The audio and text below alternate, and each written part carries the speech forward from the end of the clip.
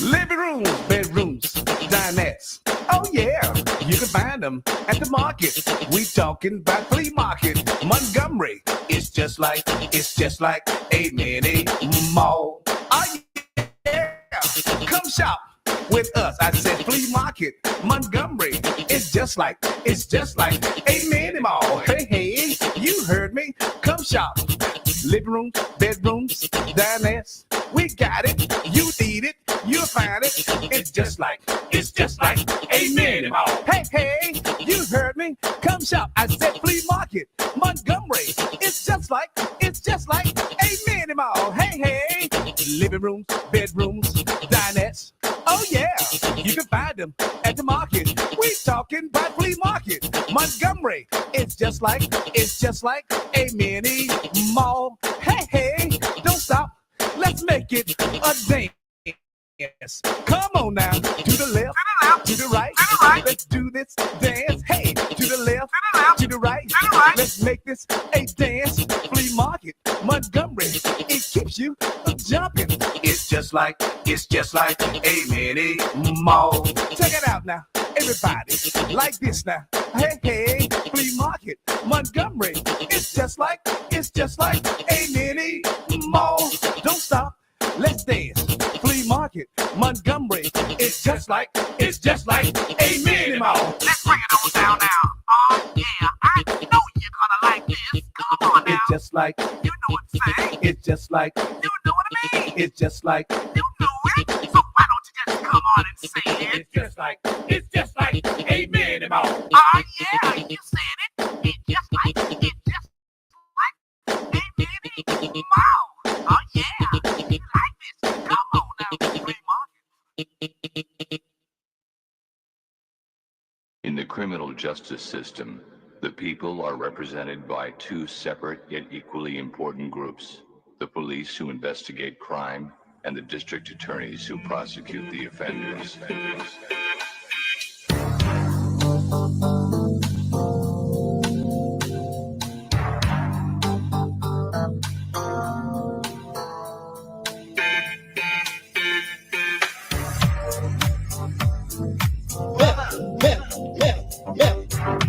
That's assault, that's assault, break that up, pop that there, that's assault, that's assault, break that up, pop that chair. These people are going to eject you from this line. That's assault, that's assault, it is, you cannot touch me like that. Oh, I will be telling you exactly what happened. Break that up, these people are going to eject you from this line. That's assault. That's assault. We have video of her just touching. How did that go? I will. Excuse me. Excuse me. That's assault. You cannot touch me like that. Break that up. Break that up. Break that. Break that. Oh, I will tell you. Break that up. That's assault. That's assault.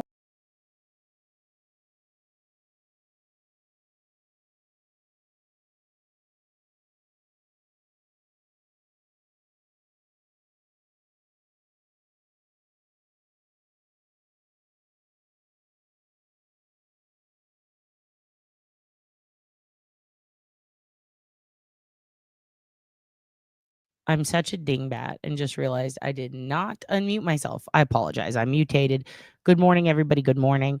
Beverly Cannoli has taken the stand. So let's shift over to her. Good morning. I will be going until I have no more life left in me. All right. We're going to try to, and maybe we'll look at some trick and fancy roping later, and we'll get some hot morning tips from Bobo. Until then, let's watch Beverly upset everyone, shall we? Good morning, and thank you for coming to day schmiggity boobin of the Karen Reed trial. Okay, here we go. Day forever. Here we go. Any independent research or investigation into this case? See if we can get this cranked up. Everyone said yes or nodded affirmatively. Did anyone happen to see, hear, or read anything? Still about feels this very case quiet. that you left unpacked? Everyone said no or shook their heads. Thank you. Mr. Brennan, your Good next morning. witness, please. No sound? Mr. Lally. No sound? What about now?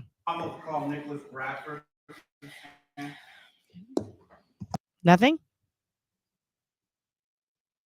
You hear it? Oh, God damn it. Well, I guess we had sound. Let's see. Here we go. Let's try it again.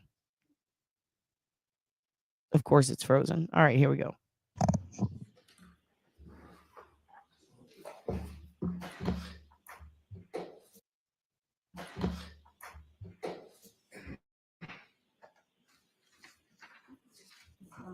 Can you hear it okay? Okay. Do solemnly swear that the testimony you shall give to the court and the jury in the matter now pending shall be the truth, the whole truth, and nothing but the truth, so help you God. Thank you.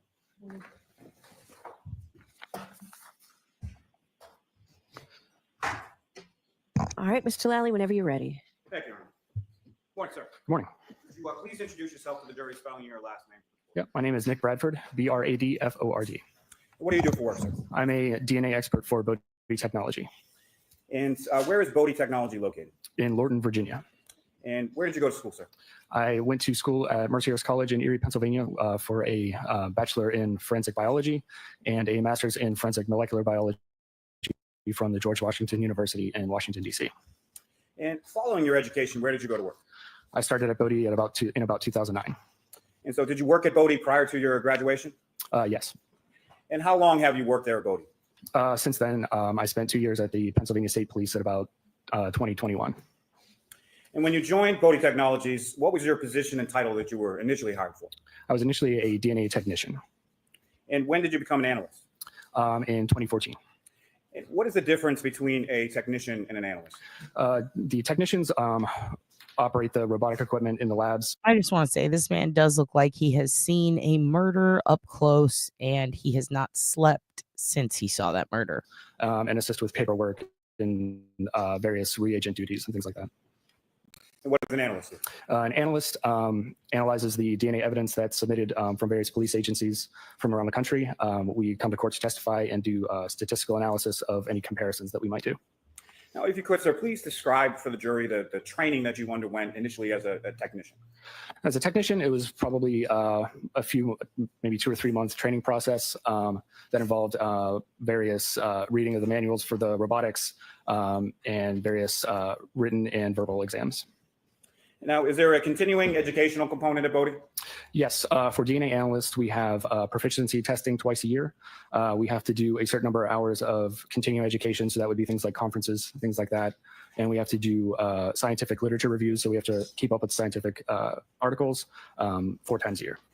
Now, if you could just expound a little as far as what exactly does that continuing educational component consist of, as far as the conferences and scientific literature review? What specific areas are you reviewing and going to conferences on? Yeah, so that would be areas specific to forensic DNA testing.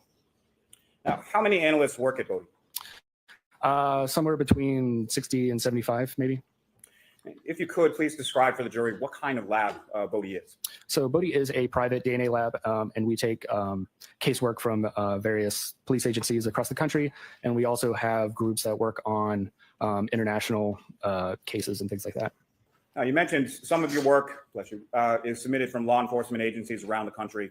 Is that the entirety of the work, or where does some of the other pieces come from? Yeah, so like I said, some of it is international, and then we also do some research work as well.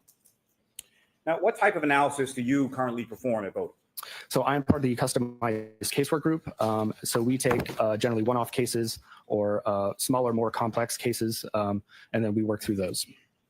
Now, specifically with reference to DNA analysis, can you explain to the jury first in sort of general terms, how is that analysis performed? Yes, so for DNA analysis, what we're trying to do is obtain a DNA profile from a piece of evidence and then potentially compare that with a reference sample from a known individual. Now, is the Bodie lab accredited? Yes. And by whom is it accredited? Through the National Institute of Standards.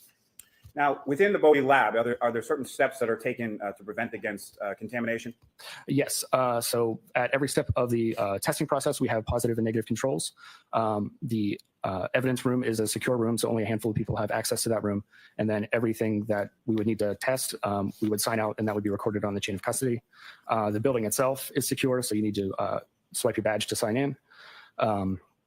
We wear protective equipment through all parts of the process. So we have gloves, goggles, lab coat, hair nets, masks. And during After we write the reports, all of our results are reviewed prior to being reported. To that point, sir, is there a review process that your work and any analyst work undergoes at the Bodie Labs? Yes, so the final step would be a technical and an administrative review. Now, can you describe that process as far as the technical review and review in general at Bodie? Yeah, so we submit the case file with a report and all of our conclusions, and then another analyst goes through everything and makes sure that they agree with everything that we submitted. I think you made reference to this a little earlier in your testimony, but as part of the accreditation process, do you undergo proficiency testing? Yes, twice a year. And can you explain to the jury that proficiency testing process? Yes, so twice a year we get what's essentially a mock case submitted from an outside vendor that we treat as if it were an actual case. We go through and do all the testing that we would normally do, and then submit that back to the vendor, and they compare the results to the known results of what they should be. Now, what areas have you specifically undergone proficiency testing in? So everything that I am trained and signed off in. In DNA specifically, is that correct? Yes. And have you successfully... Also, don't forget there was a pay scandal in the forensic lab where 2 of the women were getting paid over $300K. One of them hired a tech straight out of community college, barely trained her, gave her it was really like a piss poor level job, and the chick was making over $200K. So they also had their own overtime and concessions payment scandal. So that was crazy. They're getting paid, a lot of them are getting paid over $200K, and it's nuts to fuck up everything. Completed each of those proficiency tests. Also, a lot of jobs were given out as favors, just like how the police did with those licenses. Yikes. Yes. Now, you made reference to this a little earlier, but can you explain to the jury what are positive and negative controls? Right. So positive controls we use to make sure that the various testing steps that we're performing are working as we expect. So if we have a positive control, we would expect to see the DNA profile that we intend to see in that positive sample. Negative samples we use to make sure that there aren't any sort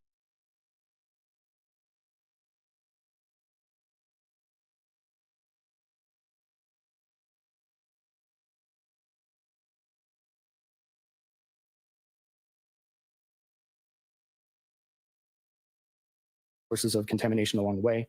The chemicals that we're using are potentially contaminated, or that maybe samples were switched. God damn it, that was good too. I was just saying, like, look, love to death. Jimmy's gonna have the best time with this guy. Like, do you see the vision? Do you see it? He's gonna put flour in his hair and kill it, dude. 100%, right? Like, I feel like just a little bit of jowl makeup, some powder on the head, gonna murder this one. I mean, it's gonna be crazy. Something along the way. Now, when you were assigned work within the DNA unit at Bodie Technologies, where do you retrieve that item, or where do you retrieve those items physically from? Yes, so those would be delivered to our secure evidence room, and then any testing performed. Right. For some reason, I just feel like this is his mutated cousin. Like, something's going on here. He's gonna fucking murder this one. I just get the feeling. Find that out, and that would be recorded on the chain of custody. Now, the secure evidence room, is that temperature controlled at all? Yes, we have just basic climate control as well as freezers and refrigerators. And freezers, refrigerators are commonly referred to as cold storage. Is that correct? Correct. Now, why is items of evidence? It also did sound like Lally said cold sores.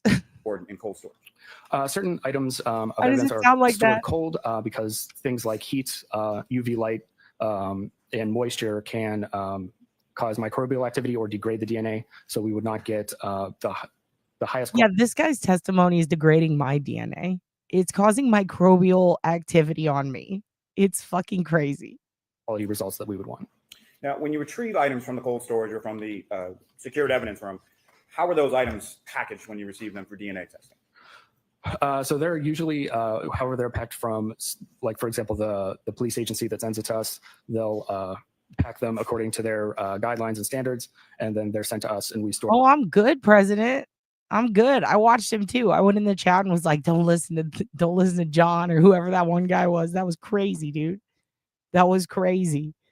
Also, what is this? Does he want Jesus Christ, you guys? Did you see Alessi when he saw a sign the other day? I think keep wanting to say Bob and Tom because that's our morning show, but Tom and Boston Rob, they had a thing. I think it was them. Someone played it where Alessi cruising by and someone made a Yessie or maybe a We Love Alessi. I don't remember. It was a positive Alessi sign. And Alessi did the whole presidential thumbs up and was real excited. I'm telling you guys, this trial, there's wrestling signs. This is just like OJ. It's fucking crazy. Totally different scenario, but it feels like OJ again. I remember that. I was like, what, 10? That shit was crazy. For them in the freezer. And then when they're signed out on our end, we just have a basic container that we put them in to keep the case together. Now, sir, what is DNA? So DNA is basically the manual for a living. Oh, I thought you said how I am, not who I am. I'm just I'm a random Texas whore. What? Pennywise? Living organism. I always think of the punk band. The clown. Okay. Hell yeah. Most of the DNA is contained within the nucleus of every cell, or pretty much every cell. And it contains all the information that is needed to make an individual. Now, is DNA the same in every cell of a person's body? Yes. And how many steps are included in DNA testing? So forensic DNA testing, the testing that we did, there are basically 4 steps. So there's DNA extraction, quantification, amplification, and profile detection. Now, can you describe for the jury what each of those steps are and sort of what they entail? Yes. So DNA extraction is we are basically trying to separate out the DNA from everything else. So all the other parts of the cell or any other material that might be part of the evidence. So we're left with just the DNA. Next is quantification, and we are trying to figure out how much DNA we have to work with. The steps further down the line are calibrated to a certain amount of DNA input. If we add too much DNA, it can cause problems. So we need to know how much we have to work with. And then the next step is amplification. So this is when we take 20 to 25 different locations within the genome that we're interested in looking at, and we make millions and millions of copies of each of those locations. And in each one of those copies, there's a fluorescent tag that's embedded into each one. So then that leads to the final step of profile detection, where we separate those fragments out by size, and that fluorescent tag allows us to identify those particular locations. Now, sir, in January of 2024, were you assigned to perform some work on a lab case number, your Bodie lab case number, CCA 2416-0023, pertaining to this defendant, Karen Reed? Yes. Now, you received those items for testing from the Massachusetts State Police Crime Laboratory, correct? Correct. Now, do you also, when you receive items from an outside agency, do you also receive a corresponding submitting agency case number from that agency? Yes. And in this case, that was Massachusetts State Police Crime Laboratory, lab number 22-02184. Is that correct? Correct. Now, what type of work were you assigned to do in this case? So in this case, I was assigned to look at an extract that was submitted from the Massachusetts State Police Crime Lab, as well as a hair and then 2 reference samples that were also submitted. Now, could you explain to the jury the process that you used to analyze, in general terms, evidence in this case? Yes. So generally, we follow that same process, with the exception of the extract that was submitted. Since the extraction process was already completed, we did not need to do that, and we could move straight to quantification. And then we did the entire process for the hair as well as the reference samples. Now, you made brief reference to it a moment before, but was there a known standard that was done in this case? Yes. And did another analyst test and report the results from the known blood standard of John O'Keefe? Correct. And how was that done? Yes. So the entirety of the testing was performed at the. Oh shit! Justice for Flower. Throw it up, everyone. Justice for Flower. Justice for Flower. You were already on it. Bella's mom was already on it. Good morning, Lisk. Good morning, Catch Lisk. Not Lisk. Oh shit. Good morning, Catch Lisk. Catch Lisk. Justice for Flower. We all say. Everybody, put your bloodline hands up.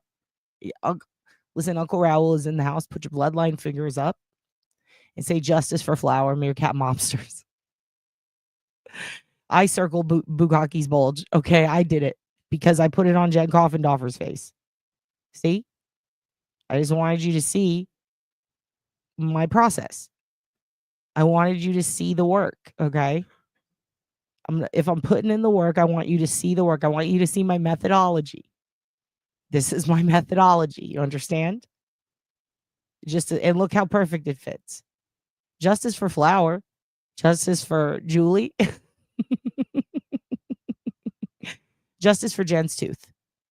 Do you understand? This is a real whodunit, isn't it? It's your dad joke of the morning.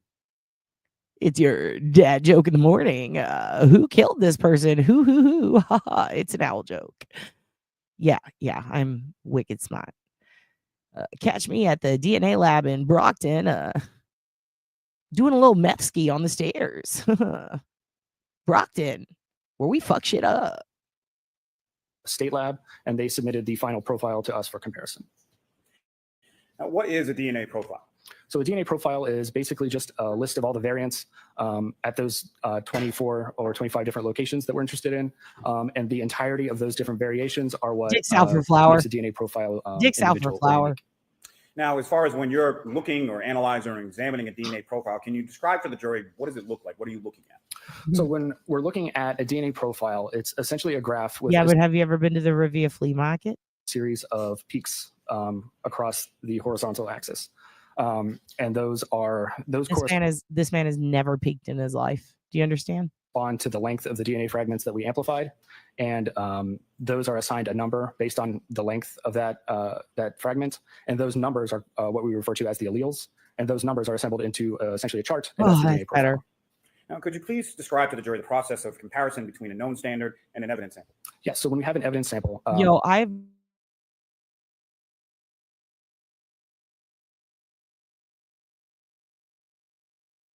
we need to compare it to a reference sample. I forgot to unmute. Listen, I've never put anyone at 1.5 before, and it made them sound just normal, and that just happened, and I'm tripping. And then, so what we do is we take those two tables that I mentioned, one from the evidence sample and one from the reference sample, and we put them next to each other and do a comparison to see if the reference profile is potentially part of the evidence profile. And then if the two are consistent, then we would need to do a statistical calculation to determine the strength of the match. For example, if one in every 3 people would be a potential match, then that's not very strong. So we have to have some sort of mathematical weight to describe the potential match. Now, if you could again, sir, explain to the jury, what was your role in the testing in this case? Yes. So my role was to analyze the DNA profiles and then do the comparisons. Now, what items specifically did you receive for DNA testing in this case? So yes, like I mentioned, we received the hair. We received the 2 reference samples. We received an extract from a taillight, as well as the negative control that was associated with that.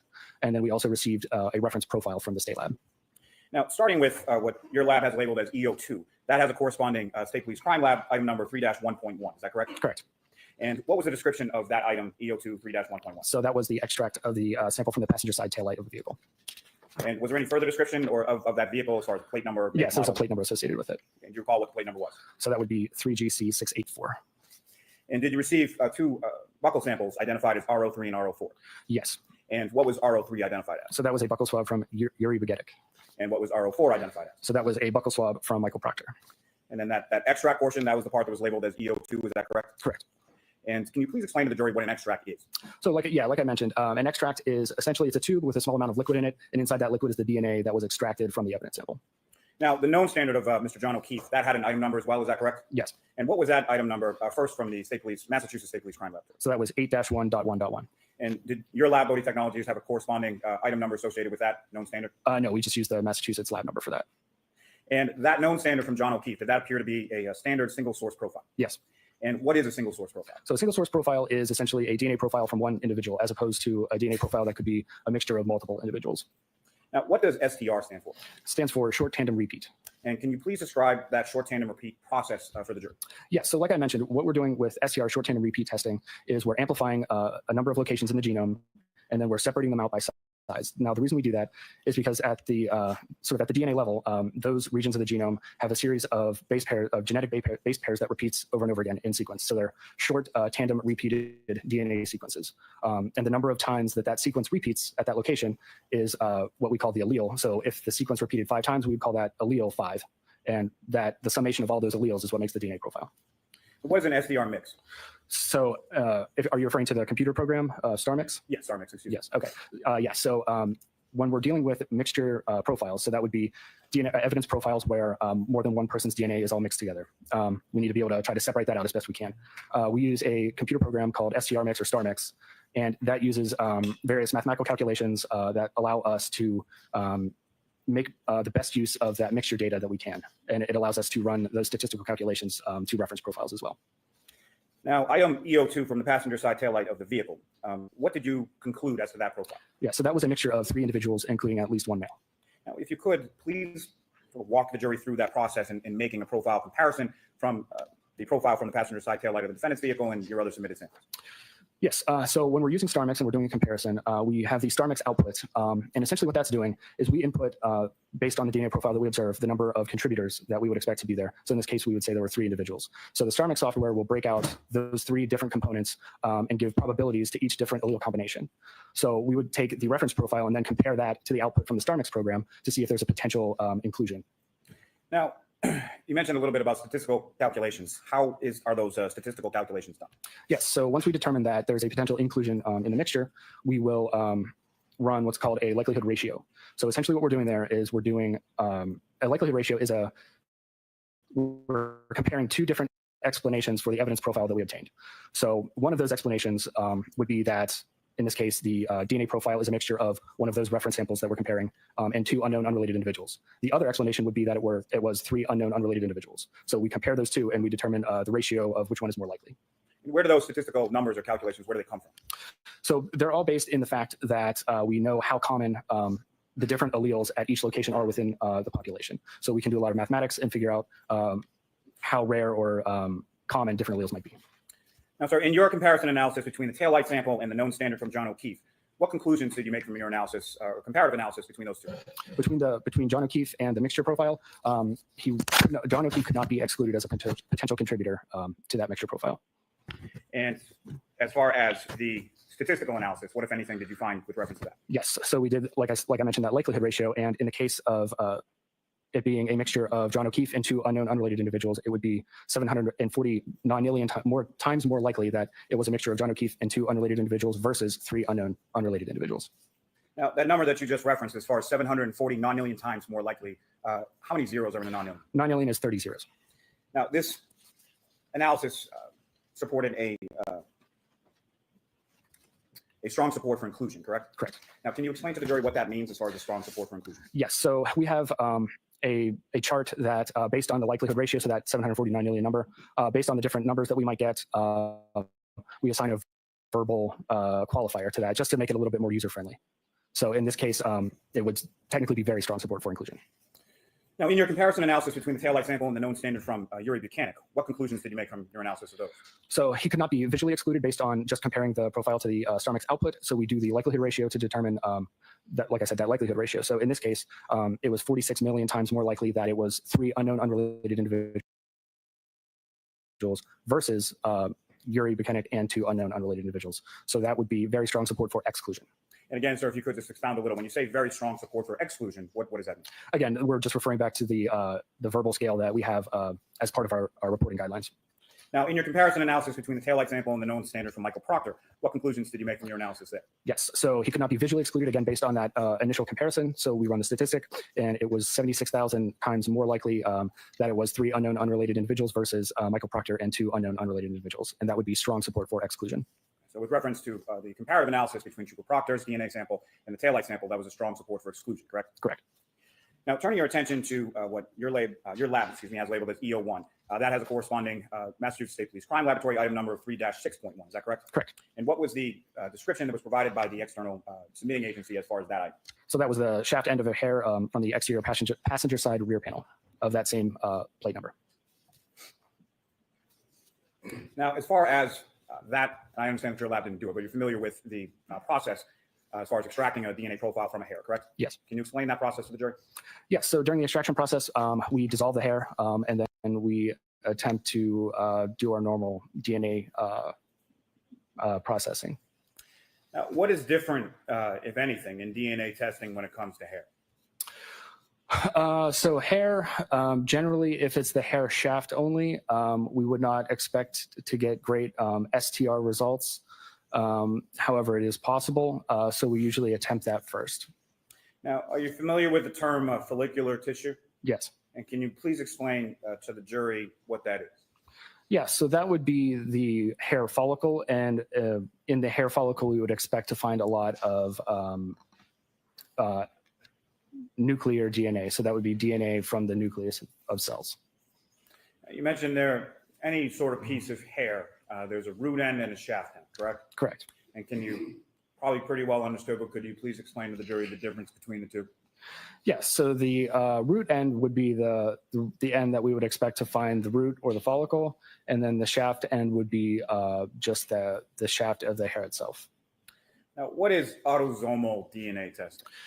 Yes. So autosomal DNA test. So autosomal DNA is the DNA that from mother and father that's combined in the child. So that would be opposed to DNA that's inherited directly from a single parent. So that would be something like Y chromosome DNA that would be inherited directly from the father. So all the sons of a father would have the same Y profile. Also, there's mitochondrial DNA. So the mitochondria exist outside the nucleus of the cell, and that is inherited directly from the mother. So all of a mother's children would have the same mitochondrial profile. Now, sir, from your analysis, what were your conclusions for the hair, EO1, in your autosomal or SDR testing? Yes. So we performed the extraction and then the quantification, and the quantification results were below the limit of detection. So we would not expect to get an STR profile from that hair. And if you could expound just a bit as far as that, what exactly is that? Yes. So during the quantification process, our instruments are calibrated as part of our internal validations to detect a certain amount of DNA. And once we get below that amount of DNA, it's determined, we call that undetermined. So that would be below the instrument's limit of detection. And based on those validations, we would not expect to get a profile from that. And so what happened with the hair extraction sample in your lab at Bodie from there once you had completed the SDR testing? Yes. So like I said, it's not unexpected that the shaft of a hair would not give us STR results. So we often transfer those to the mitochondrial group that does the mitochondrial DNA testing. And why is that transferred from you to another analyst within the lab?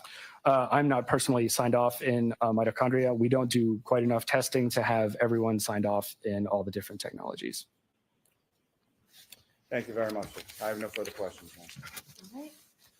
Mr. Jackson? Thank you, Your Honor. Good morning. Good morning. Thanks for joining us. A couple of quick questions. You mentioned. I'm so sorry. I have to acknowledge this comment. Why does he look so sad? I don't fucking know. But this guy's fucking boring as shit. I bet, look, AJ's so good. I bet he's going to get this guy to scream a word that will get him canceled. Something's got it. We need to pick me up. We fucking need this. Please, dear God. Mr. Bradford, a quantification related to both Yuri Buchanan and a known sample from former Trooper Michael Proctor. Can we go over, I'm going to ask you about the sample related to Michael Proctor. Grounded, says. I think I heard you say 1 in 76,000, correct? Yes. Describe that one more time for the jurors. When you quantify that profile as it compares to the population of the Earth, for instance, what does that mean? What's the significance of 1 in 76,000? Yes. So you need to be very careful when we're talking about statistics, because if we start to introduce different analogies to try to describe them, they start to go off the rails, and we're describing things that are not actually described in the statistic. So it makes a lot of sense to compare that to the population of the Earth, for example. However, what we're talking about here are the relative likelihoods of those two different explanations of the evidence profile. So like I said, in this case, it's 76,000 times more likely that we would observe that evidence profile if it were 3 unknown unrelated individuals, as opposed to Michael Proctor and then 2 unknown unrelated individuals. And sometimes, Mr. Bradford, we get numbers that are just sort of mind-boggling. You said 30 zeros. What is that number again? Nonillion. Nonillion? Nonillion, yes. Y'all literally in your job, like, almost have to make up new numbers. Nonillion, none of us have ever heard of that. That's 1 followed by 30 zeros, correct? Correct. As opposed Okay. I'm sorry. I got to go back. I need to see this again. Show me this bitch again. Show me her ass again. Oh, there's Nick Rocco. There's Nick Rocco. I seen him. Show me this bitch again. Show me her. Show me her with her crossed hands. Let's let it play. You Hold said on. Nano, Show me 30 her. zeros. What is that number again? Non-alien. Okay. First of all, who is this? Who's this fucking nerd? All right, who's that? Who's old cross-eye? Who's this guy looking furious? Looking mad as fuck? Karen Kilgariff's older doppelganger right here. We got Peggy. And this wench, why is she always there? Like, bitch, you got a necklace made.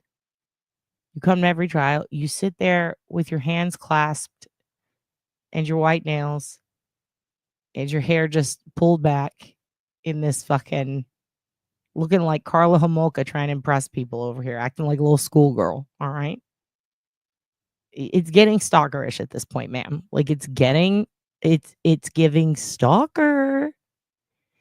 It's giving hi, you've seen this movie 11 times. You want to come in and see it again? Okay. This is a lot. She needs to chill, okay?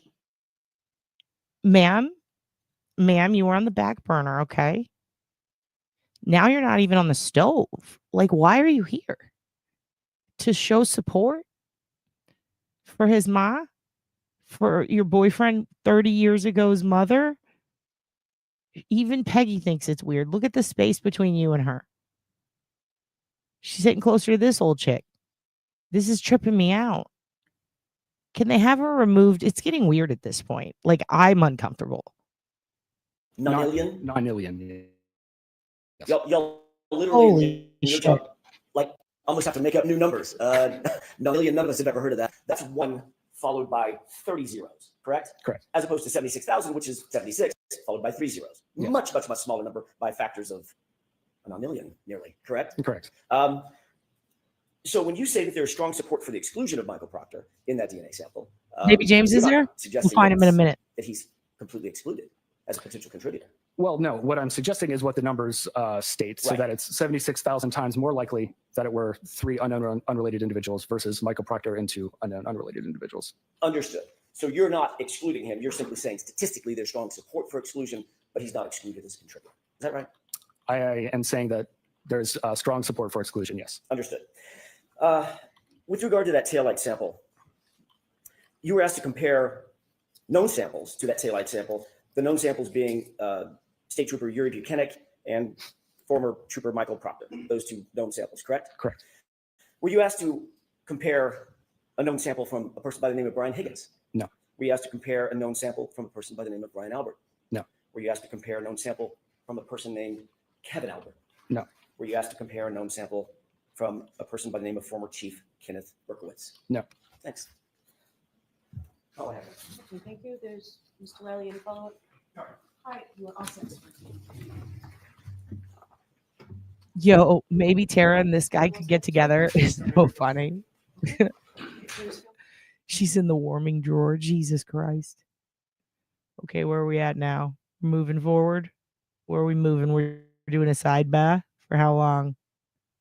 For how long? Still? Ooh, Peggy gave a look. Who are these people? Does Paul only have mint green clothes?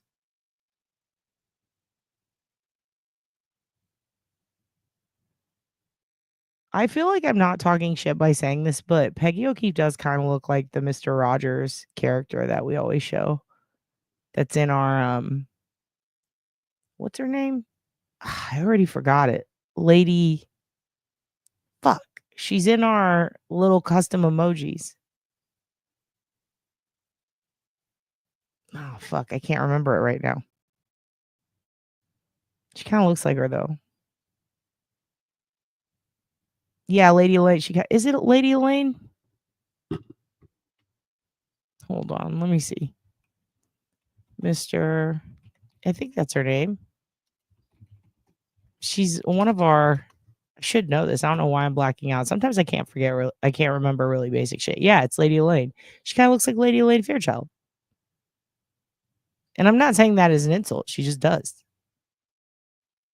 Oh, I love Karen's outfit. Wow. She looks very nice today. Your next witness, please. Yes, Your Honor. Call Carl Miyasako to the stand. Yeah, she kind of looks like Lady Elaine Fairchild. That's cool.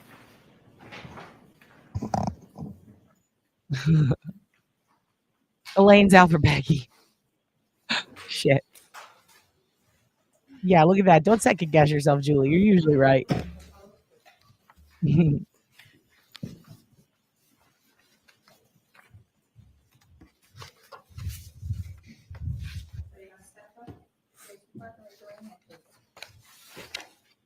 you solemnly swear that the testimony you shall give to the court and the jury in the matter now pending shall be the truth, the whole truth, and nothing but the truth, so help you God?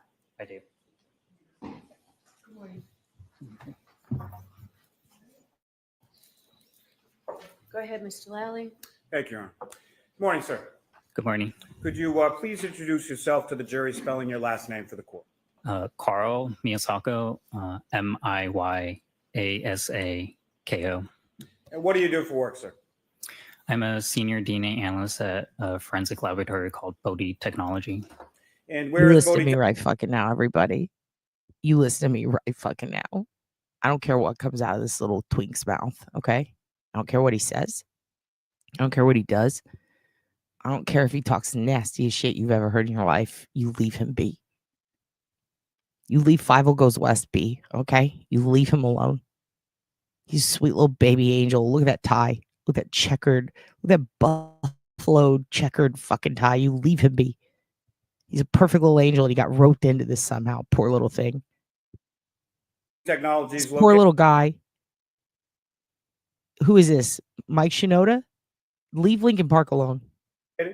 Lorton, Virginia. And where did you go to school?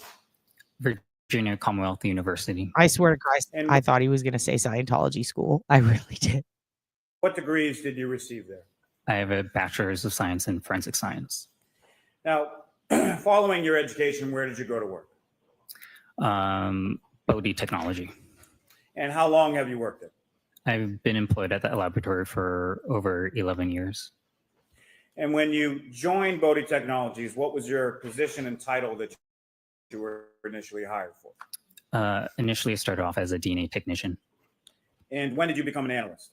After a few years at the laboratory, I became a DNA analyst. What is the difference at Bodhi Lab between a technician and an analyst? Technician mainly does laboratory work, and an analyst is allowed to analyze data and write reports. Now, could you please describe for the jury the training that you underwent initially as a technician? So I observed people perform all the tasks that I was training in, and then I'm a supervised performing tasks by a qualified individual, and then I do competency tests where I'm performing things independently. Now, is there a continuing educational component at Bodhi? Yes. And could you please describe for the jury what that entails? So continuing education just allows analysts or technicians to keep up to date with current topics within the community and future advancements in technologies. Now, could you please describe for the jury what type of lab Bodhi is? Bodhi is a private accredited forensic laboratory. And where do your cases come from? Our cases come from different agencies throughout the country, so law enforcement agencies, medical examiners, other laboratories as well. And is that purely on a statewide basis, national basis, or something else? National basis. And what is the difference at Bodhi Lab or Bodhi Technologies between a DNA analyst 1 and a DNA analyst 2? The type of caseload and different cases being assigned to these individuals. Now, what is your current role at Bodhi Labs? My current role is a senior DNA analyst. And what is a senior DNA analyst, and what do you do in that role? So senior analyst provides expertise or leadership in at least one discipline within the company. Senior analysts report challenging cases, are independent of other analysts, and also train other analysts as well. So I'm going to ask you to keep your voice up, please. And sir, that microphone in front of you is adjustable. You can put it as close to yourself as you feel comfortable with. Thank you, Your Honor. Now, specifically with reference to DNA analysis, can you explain to the jury first in general terms how that analysis is performed at your lab? Yeah, so it starts with receipt of evidence, and then it goes through the laboratory through different procedures up until we develop that DNA profile and it gets interpreted and analyzed. Now, is the Bodhi Lab accredited? Yes. And by whom is it accredited? We are accredited by a NSI, National Accreditation Board. Now, are there steps taken within your lab at Bodie to prevent against contamination? Yeah, we have protocols to monitor contamination and to also prevent contamination. Now, also at the lab, is there a review process, and can you sort of describe your role as it applies as a senior DNA analyst to that review process? Yeah, so all cases go through a review process. So after, let's say, the reporting analyst completes the case, it goes into submission for a technical review. During that review process, the entire case file is looked over. So it's looked over to see if everything was done per protocol, if it's something that I or anyone else in the lab would have done, if any necessary processing steps were taken. Data is reviewed. If there was comparisons, that's something that a reviewing analyst would also do and see if they come to the same conclusions as the other analysts. Now, just again, in general terms, can you explain to the jury just a little bit more in detail as far as the protocols that a technical review is concerned with, and sort of how a technical review is able to establish that the testing was done in comportment with that? Yeah, so as me, if I were doing a technical review or look over the entire case file, did what processing steps happen? Were they per protocol? Is it also something that I would have done in this case? If data is ultimately generated, I also do that comparison.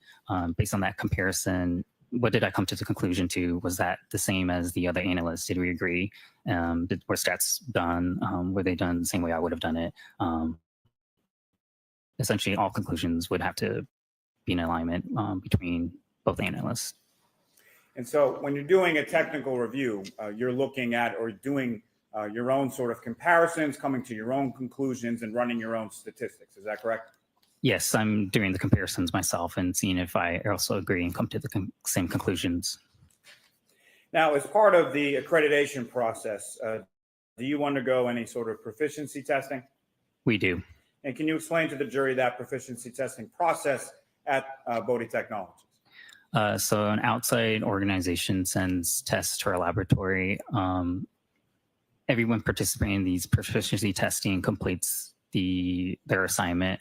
It gets submitted back to the organization, and they review the results to see if it matches up with the expected results on their end. And how often do analysts at your lab undergo proficiency testing? Twice a year.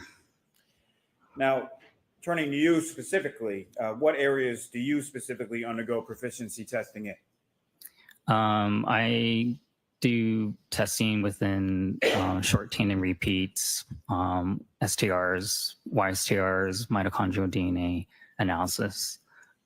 And have you successfully completed each of those proficiency tests that you've taken? I have. Now, could you explain to the jury what are positive and negative controls, and sort of what is the difference between the two of those? So throughout processing, we introduce controls such as a positive and negative control. Positive control is just a known template that we introduce during processing. It measures the efficacy of the testing and to see if we develop the known profile that we are expecting, just to make sure that testing went as it should have. Negative control, on the other hand, monitors for any type of contamination and cleanliness of reagents. And there's no DNA template introduced in this, so we don't expect data. So once that aligns with it, then we know that reagents used were good. Now, sir, are you familiar with some mitochondrial DNA testing that was performed at Bodie on lab case number CCA 2416-0023 pertaining to this defendant, Karen Reed? Yes. And the lab received those items for testing from the Massachusetts State Police Crime Laboratory, correct? Correct. And did you also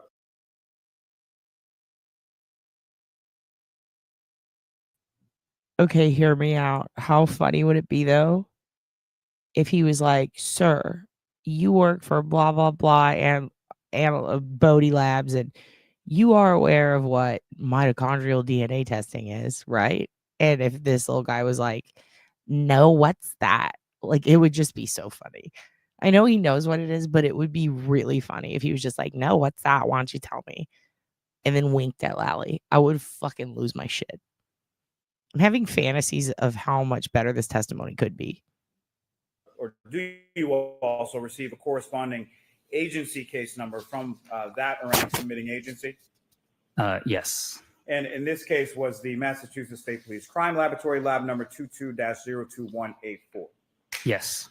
And what type of work did Bodie Labs do on CCA 2416-0023 with respect to mitochondrial DNA testing? So we received 2 evidence items, a hair sample and a reference sample, and we were asked to type these for mitochondrial DNA. Now, could you explain to the jury the process in general terms used to analyze that type of evidence? So it's a similar process that you may have heard already for nuclear DNA or STRs. So after DNA extraction, that's where we isolate and release DNA from the sample. It goes through amplification processing. This is where we employ the polymerase chain reaction or PCR technique. So we create numerous copies of targeted section within the DNA. This is just so we have enough DNA to generate a DNA profile. Following that, we do what's called quantification. So we determine a generated estimate of how much DNA is present within the sample. Following that, we do what's called sequencing. So we used a technique called Sanger sequencing. So bases within the sample, the order bases are determined, and bases are generally are essentially building blocks of the DNA. So everyone has 4 bases in their DNA, and we refer to these bases to the letters A, G, T, and C. After sequencing, we go through what's called capillary electrophoresis, and so these bases are sequenced individually, and the data is interpreted. Now, was there a known standard done in this case? Yes. And did another analyst test and report the results from the known blood standard from Mr. John O'Keefe? What was that? Sorry. Sure. Did another analyst test and report the results from the known blood standard from a Mr. John O'Keefe? Yes. And again, with reference to mitochondrial DNA testing, what items did the Bodie lab test for? A hair shaft sample and the known DNA standard. Now, can you please describe to the jury, again, in general terms, the process of comparison between a known standard and an evidence sample? So we generate data from typically the evidence sample first, and then just to see that we get comparable data, and then we process the known reference standard. Then we look at the 2 DNA profiles of these different samples and based on the data, are we seeing that we can or cannot exclude the individual, the reference donor, as being a source of the evidence sample?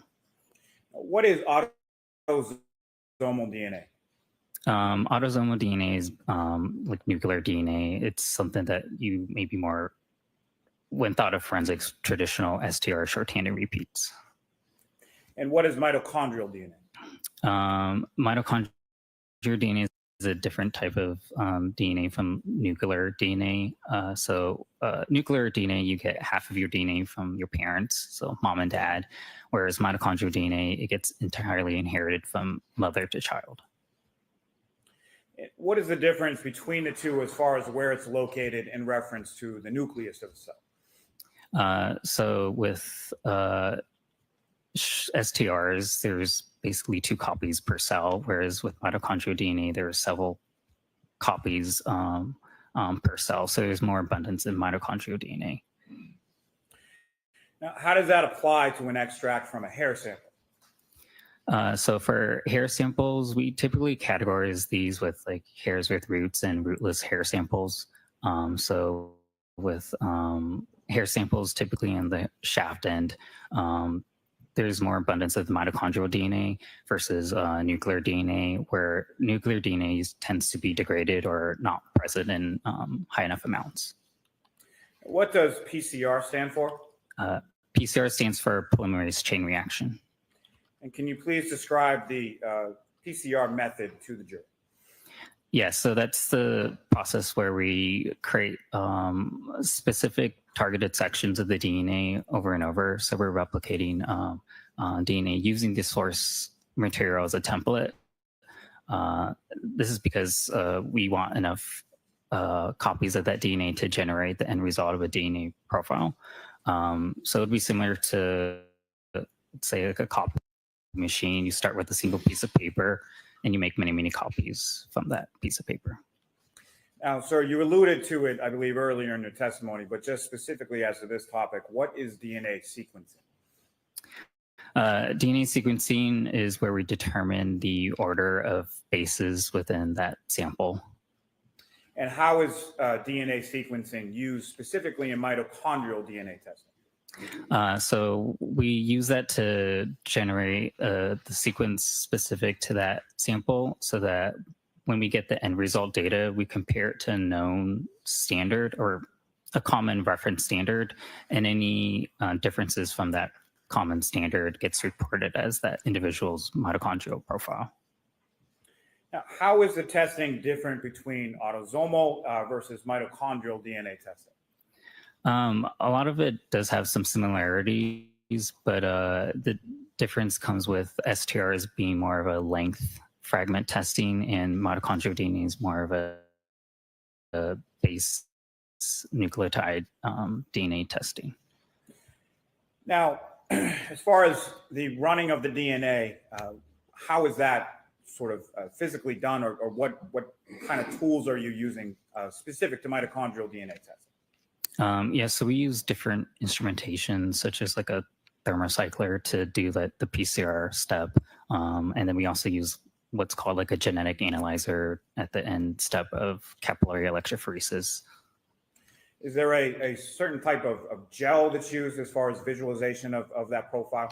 Yeah, so during the quantification step, we use what's called a yield gel, and we get a visual presentation of how much DNA is present within that sample. When you say a visual presentation, visual, like what type of instruments are you using to get that visualization? So we use a gel and a UV light and a camera to capture essentially what we refer to as a band. And what does that band look like?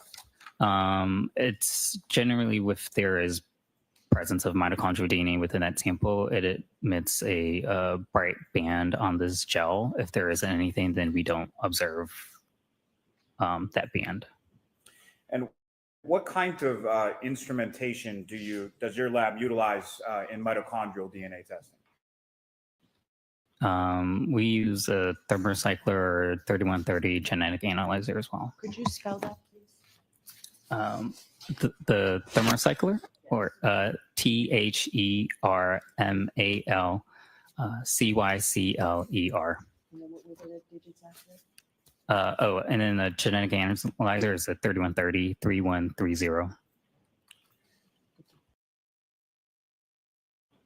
And if you could you please describe what those instruments do, or what they're used for specifically within the process of the mitochondrial DNA testing? Yeah, so instruments is common within laboratories for automation purposes, so that thermocycler helps with the PCR stages, and then the genetic analyzer helps with the separation of the individual bases and then generating that end result data where the analyst will interpret the data. What is a D loop? The D loop is the control region. And how does that D loop factor into this type of analysis? So with mitochondrial DNA analysis, we analyze certain regions within the D loop or the control region, and we refer to these as hyper variable regions. So HV1 and HV2. And what does the D loop have to do with certain variabilities within the human population? So this region is a non-coding region within the mitochondria, so it can allow for mutations because it wouldn't affect the mitochondria functions.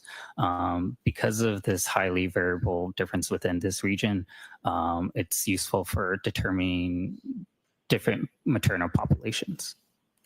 Now, did the Bodie lab also perform mitochondrial DNA testing on the known standard from John O'Keefe? Yes. And is that mitochondrial DNA testing the same for the known standard of John O'Keefe as it is, as you've been describing with reference to the evidence sample? Yes. And what is then done generally in the comparison of those two profiles? So once we develop the profiles from these two separate sources, a comparison is done to each other, and we look at it to see if the profiles consistent, essentially matching with each other, and seeing if an exclusion or inclusion can be made. And did you then perform your own comparative analysis of those two mitochondrial DNA profiles from the hair extracts from the rear panel of the defendant's vehicle and that of the known standard of Mr. O'Keefe? I did. And what is your opinion or conclusions that you arrived at from that comparative analysis? Sustained. Hold on. Ask it differently, Mr. Muller. What?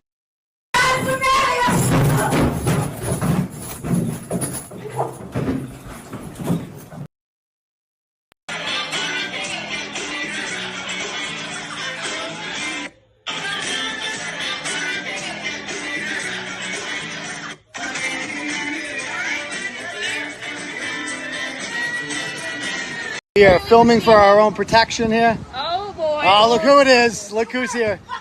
Here she is. You know what? I'm so sick of your shit. Oh, she stole my phone. I'm sick of your shit. Okay? Enough is enough. You're a prick. Can I have You my phone? know. How's the kids? How's the kids? They must be so proud of their dad. That's assault, John. Assault? I'm gonna need my phone back. Fuck off, Big Bird. You're a fucking bird. You need my phone back, John. You Hi. You're both high. What conclusions did you come to from that comparative analysis between those two standards? That John O'Keefe could not be excluded as being a source of the hair sample. Now, can you expound a little as far as your conclusion is concerned? What does that mean? Yeah, if I may refer to my report. Yes.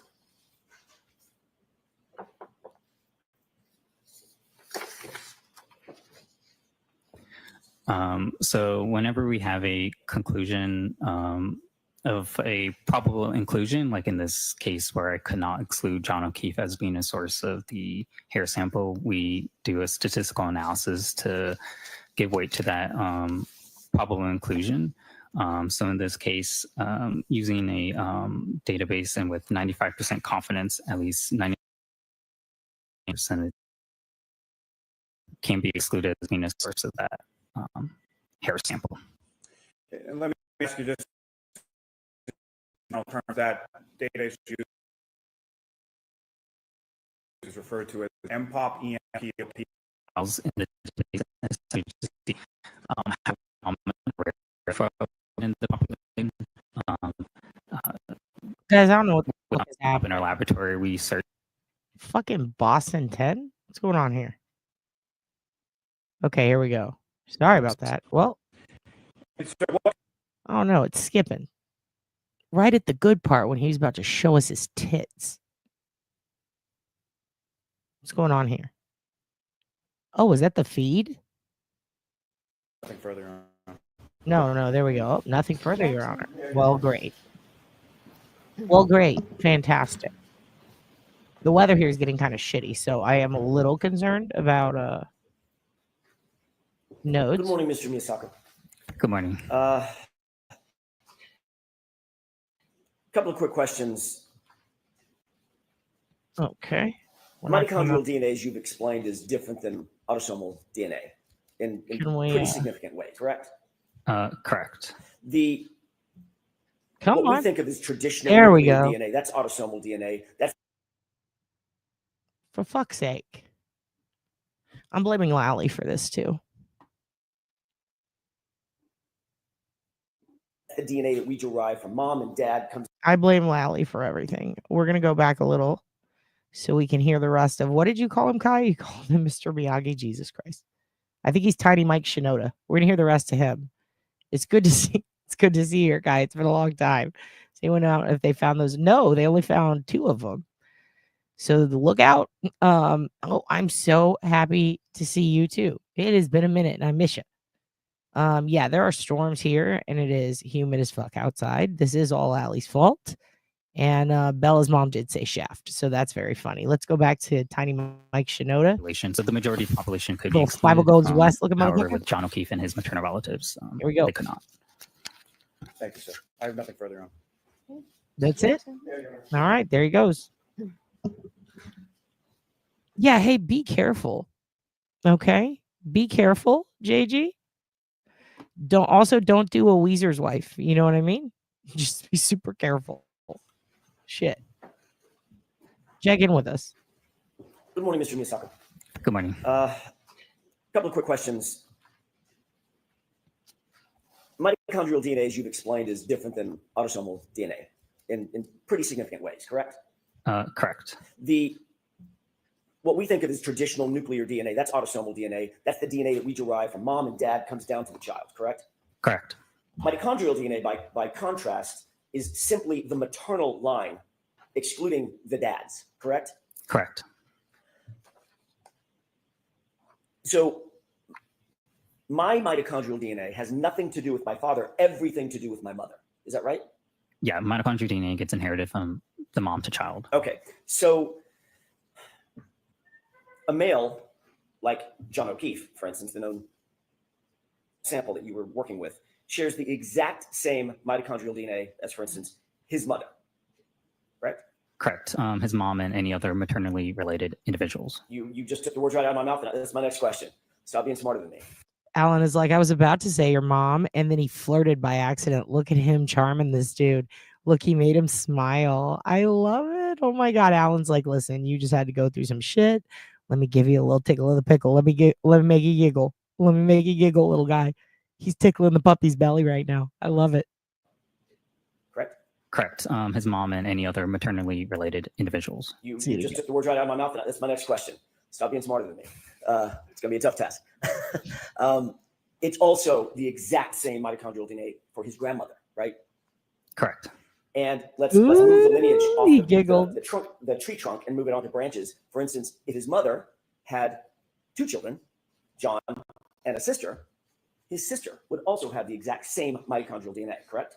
Correct. And now staying on that branch of the tree, going out to a leaf, if his sister had children, those children would have the exact same mitochondrial DNA. Correct. So another way of saying that, his maternal niece, his maternal nephew would have the identical mitochondrial DNA as John O'Keefe, correct? Correct. Boom. Okay. When you indicated that John O'Keefe is included in the population of those who match that profile, Oh, that they got does one more. not mean that you're determining that the hair that you analyzed came from John O'Keefe, does it? No, with mitochondrial DNA analysis, it's not unique to individual. Compared to traditional STRs or short-chain repeat, that could be unique to individual, but with mitochondrial DNA, it's not unique to individual.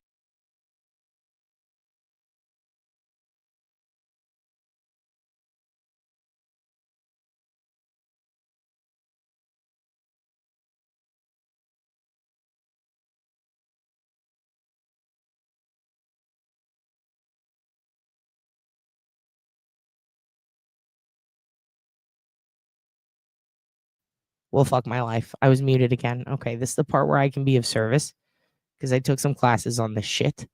And let me tell you something. In a nutshell, mitochondrial DNA just tells you who's related. It's like this person has the same DNA as this person, so they're cousins. Shit like that. It's pretty much it. It's how are they related? This is your sister's niece's fucking daughter. Your great niece. So you guys are going to share the same shit. That mitochondrially speaking, you guys are connected. That's what we're getting to.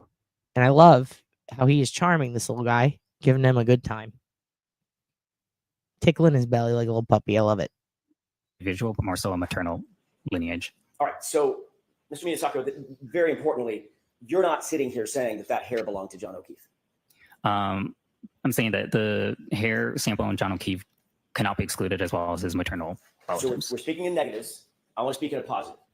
You are not saying that John O'Keefe, that hair belonged to John O'Keefe, are you? Yes or no? Sustained. Are you suggesting to these jurors that the hair that you analyzed belonged to John O'Keefe? Sustained. Are you telling the jurors?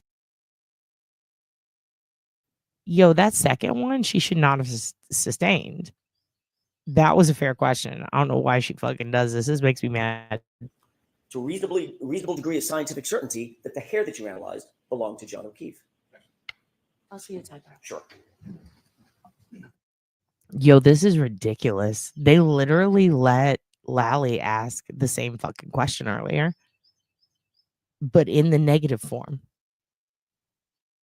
He's not, what he's asking isn't even, like, first of all, it wouldn't be any more or less prejudicial or negative for the Commonwealth's case for him to answer that. It would just be another way of saying it.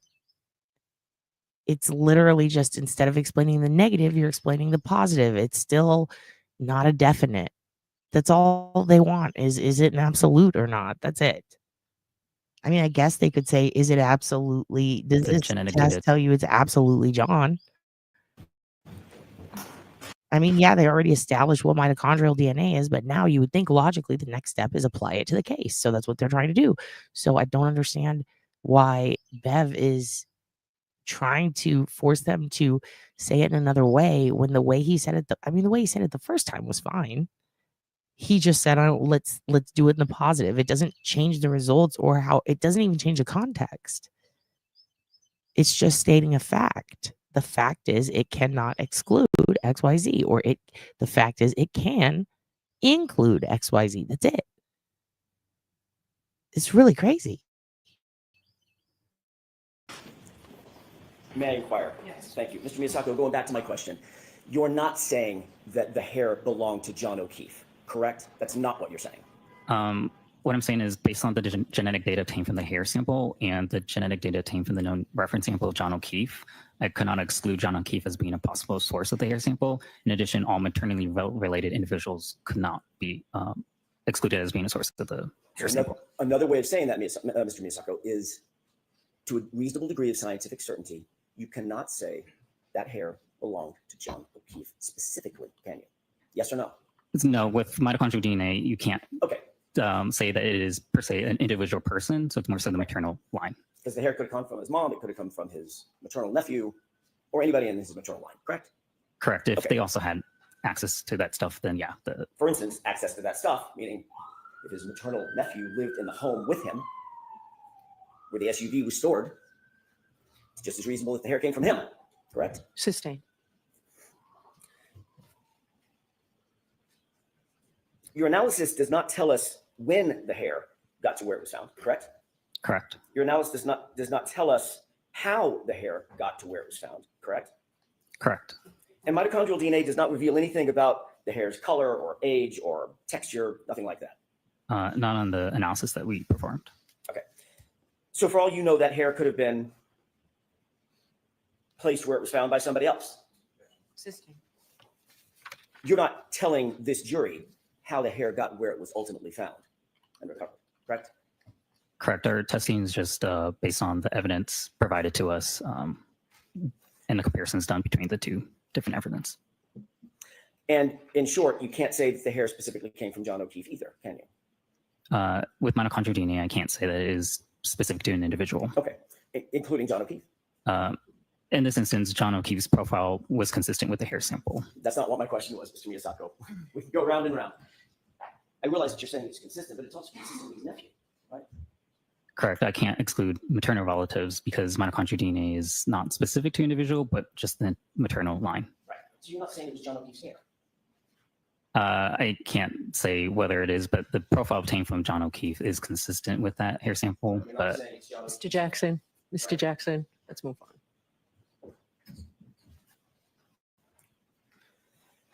The reason you can't say that it's John O'Keefe's hair is because it also matches everybody in his maternal line. That's what we're getting down to, correct? yeah, with mitochondrial DNA, again, it's not unique to an individual, but their maternal lineage. And if his maternal nephew lived in the same residence and had access to the same SUV, couldn't exclude him either, right? So in short, Mr. Miyasako, you cannot tell this jury when the hair got to where it was, correct? Sustained. You can't tell this jury how the hair got to where it was found, correct? Sustained. And you certainly cannot tell the jury that the hair belonged to John, right? Sustained. I think we've got it. Thanks, Your Honor. Mr. Wiley, anything?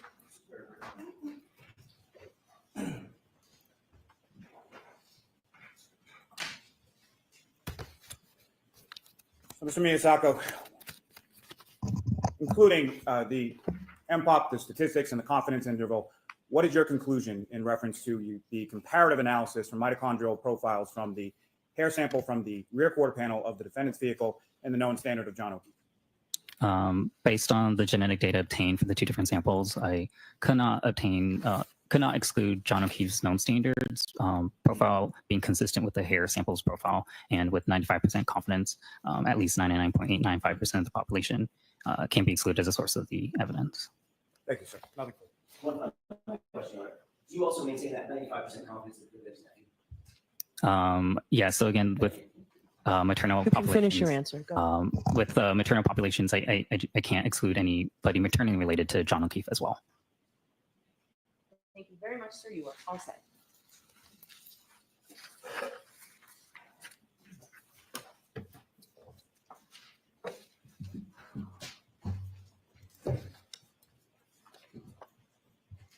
Who is the Commonwealth's next witness?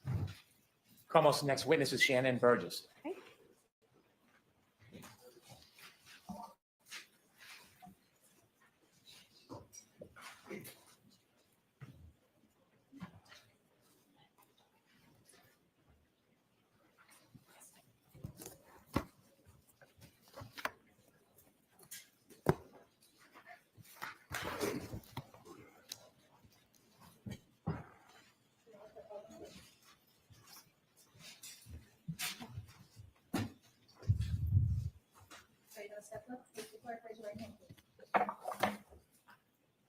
Do you solemnly swear that the testimony you shall give to the court and the jury in the matter now pending shall be the truth, the whole truth, and nothing but the truth, so help you God? Thank you. Good morning. Good morning. All right, Mr. Brennan, whenever you're ready. Thank you, Your Honor. Good morning, sir. Good morning. Could you please introduce yourself to the jurors, spell your last name for the court reporter? Yeah, absolutely. So my name is Shannon Burgess, last name Burgess. Mr. Burgess, what do you do for a profession? Sure. So I'm a digital forensics examiner. So I investigate digital devices to see what evidence they may record or hold. Do you specialize in any type of forensic analysis? Sure. So digital forensics is kind of a broad field, but I do specialize in vehicle forensics and cell phone forensics. How long have you been a digital forensic analyst for? Sure. So I've been a digital forensic analyst for approximately 10 years. Before you were a digital forensic analyst, what type of work did you do? Sure. So before I was a digital forensics analyst, I was working in the automotive manufacturing field, specifically related to automotive presses and industrial robotics. I want to talk to you about some of your experience in digital forensic. Did you receive any certifications in digital forensics? I did. I've received several certifications, one being what's called GIAC, Advanced Smartphone Forensics, another from Celebrite, a company named Celebrite, in Certified Mobile Examiner, and then certifications from Magnet Forensics as well. Is Magnet a company that also includes Axiom? Yes, Magnet is a company that produces the software known as Axiom. In addition to your certifications, how many hours of specialized training approximately have you had in digital forensics? Sure. So approximately, over the last 10 years, I've had around 700 hours of training, including courses and conference attendance in digital forensics. In addition to your training and your study, do you have experience over the 10 years? Have you involved yourself in many cases regarding forensics found from a motor vehicle? Yes, I have. Can you give a general estimate of how many cases you've worked on? Oh, not off the top of my head, I couldn't, but it's been numerous. You said that you specialize in mobile phones and digital forensics in motor vehicles. That is correct. Do you teach seminars on those issues? I do. I teach seminars and presentations specifically in those disciplines. Who are some of the audiences that you teach to? Sure. So it ranges from attorneys to engineers that specialize in accident reconstruction, to police agencies such as Interpol, which is a global police organization. Have you testified as an expert in digital forensics in court before? Yes, I have. Have you ever testified as an expert regarding digital forensics in state courts? Yes, I have. Could you share with us those state courts?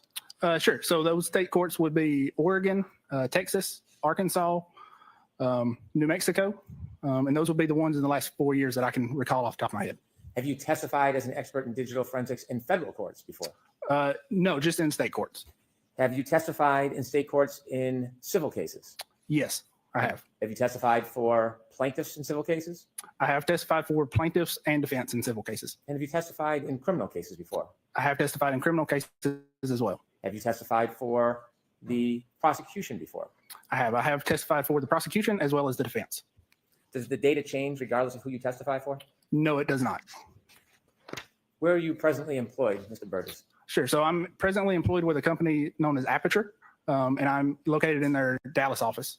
Is Aperture a company that has offices outside of Texas? Sure. So Aperture is a company across the country. So they've got a number of locations and offices, and they offer a number of service lines specifically related to forensics. Do you ever work on different cases or scenarios with people in the Texas office? Yes, I do. Sure. Go ahead. Do you ever work with other employees of Aperture outside of the Texas office?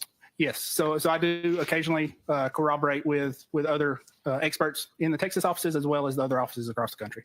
In this case, was there another professional who worked with Aperture that was related to this case that you talked to? There was. And who was that? That would be Dr. Judson Welcher. Is Dr. Welcher's profession and job the same as yours? No, it is not. What's the difference between what you do and what Dr. Judd Welcher does? Sure. So what I do is investigate digital devices that can range from cell phones to vehicle modules to computer systems. What Dr. Welcher does is specifically related to accident reconstruction and biomechanics. So you are not an accident reconstruction engineer? I am not. You are focused on the data? I am focused on the data. Did you ever publish any writings or papers regarding the area of your expertise? Sure. So I have published 2 papers, specifically one related to damaged devices, and that is referencing event data recorders, which is your black box or your airbag control module, and specifically related to developing proof of concepts, because a lot of times these modules will store data in different places on the module. Proof of concepts are ways to verify and validate where that data is stored, so you're not missing data. So the first article that you wrote about damaged modules, was that peer reviewed? It was. And was it accepted? It was accepted. Could you tell us briefly what peer reviewed means? Sure. So peer review is a process of your peers or colleagues reviewing your work and determining that it's valid. Is peer reviewed articles often relied upon by other experts in the field? Yes, they are. You said that the first article you mentioned had to do with damaged modules. Is that one of the areas specifically that you're going to talk to us about in this case? Sure. So it is specifically one of the areas I'm going to talk about in this case. And to kind of go back a little bit, the idea of proof of concept applies not only to damaged modules, but also other vehicle modules such as infotainment and telematics modules. I don't think we're at infotainment and telematics yet. So if we can just understand a little better, very basically, what is proof of concept in action? What does that mean? Sure. So proof of concept is taking a vehicle module, for example. This is typically an unidentified vehicle module that other individuals have not looked at or verified what is recorded and where it is stored. So a proof of concept is taking exemplar modules and doing tests on those modules. So creating events that are recorded within the modules. A lot of times when those modules are damaged in vehicle crashes or if they're just unsupported by your forensic tools, you will have to go to what's called chip off or chip swap forensics. That is specifically taking the chips off of the circuit board. So think of the hard drives from your computer, moving those hard drives to another module, a working module, to recover the data. And I'm going to need all y'all to hold off, all right? Because I understand every single word he's saying just fine. It's just right fine. It's mighty fine, all right? I think y'all's the ones who talk fucking funny. I think he's just doing his fucking best, all right? Bless his heart. He's out here trying his damnedest. Dang on shit, fuck dang, man. What do you expect from this brother? Okay? Because he ain't from the north. Because he ain't no Yankee. One tarnation. Who the hell did I raise? I don't even know who half you kids are when you're talking to me nowadays. Saying stuff like no cap when you ain't even wearing no damn hat. You better not be wearing a hat indoors. Because I taught you better than that. I raised you kids up right. You don't need to be making fun of this man in front of Jesus Christ in all his glory. By God. By God. I thought I raised little angels. Turns out I raised me some little shit demons. I don't like it. I don't like it one bit. I don't like it one bit, and I do believe you will be punished when we go to church this Sunday for this behavior. I'm going to pick a switch and whip you in front of Jesus Christ, Mary, Mother, and all the saints. You kids going to be out there. You're going to be out there picking up And rocks. validating that you Picking up rocks for the new deck we're going to build. All right? Keep that up. Didn't raise me no fucking heathens. By God. you've recovered all the data that you would expect to Be see. polite. Tell Mr. Dwight Schrute that you didn't mean it none. Are there times in cases or studies where you need to recover data because it's not available to you through the traditional methods? Yes. You're talking about vehicle? You're talking about vehicle. Them vehicles, they's made up there in Korea, all right? They's made in Korea, and that's where you get the good parts. We get them on the old Amazon. Wonder what mega church, I'll tell you what mega church he attends. He attends the one with Christ, his Holy Father at it. You need to get a little Lord in your heart right now. Because y'all's being downright Satan-y. He's being Satan-y, he's being hateful. Now looky here, I ain't about to come up there, all right, when I'm sitting down on my good ass. All right? I'm gonna wash your mouth out with soap. Get your elbows off the fucking table. I raised you better than that, some bitch. Many times. Go get me a bear. Let me ask you, you said there was a second article. What was that second peer review article Disgusting. about? Sure. So that second peer-reviewed article was... Goddamn, Darlene, you got here as quick as you damn well could, hun. And I'll thank you for that. I don't hold that against you or your family. Not none. All right? Specifically related to mobile forensics, specifically iPhones, and how they track your device interactions, as well as speed and location data, and validating how accurate that data was. In addition to talking to us about damaged modules, as you're going to do in this case, are you also going to talk to us about the timing information from mobile phones? Yes, I am. When did you first become involved in the study of this case? So I first became involved in this case around October of 2024. When you became involved in October of 2024, were you in receipt of any information or reports or documents to look at? Yes. So I did receive some raw data, as well as some photographs from the vehicle in this case. When you say raw data from the vehicle, what does that mean specifically? Sure. So again, when you take these chips or hard drives off of these modules, you can read those chips individually and recover any type of data that is recorded on those chips. So when I reference raw data, that is looking at that data in hexadecimal format, which is as close to binary data, which is what computers use to store data in, as you would want to get when reviewing this type of data. When you receive data, does that presume it's already been downloaded by somebody? Yes, that is correct. In addition to looking at the data, you receive photographs. Do you know where those photographs? Let me ask your husband something, Darlene. I want you to lean over to him and I want you to ask him if this man has built himself a hill of beans. All right? He ain't got no hitch in his get up. I can't handle it. I damn near fell off my chair earlier falling asleep. Damn near plumb fell on the fucking floor. It's a lot. It's a lot. I can't handle it none. He come all the way up from yonder way to bore us to damn near death. Ugh. And he's over here like a pig in slop having the time of his fucking life, and we can't stand it none. Photographs came from? I do not know specifically who those photographs came from, but I He's do know from Texas. He's probably from Fort Worth. Those photographs. Maybe even Houston. Look the way his hair sets. He might be Houstonian. He might be East Texas. I don't know. Them DNA types, they usually get out of the East. I bet you he's Fort Worth. He probably lives in the fucking stockyards and grazes all day next to wild nagels. Some bitch. Came from an initial download attempt on those modules. You said there was an initial download attempt. That was a download attempt. I just download attempted all over your back. Christ almighty, God, forgive me, Lord. when you looked at the information you received, did you Mhm. learn whether or not there was an attempt prior to your involvement in October 2024 to obtain data from the modules or the so-called black box in the Lexus vehicle? Well, you missed the part where he showed him his belt buckle, honey.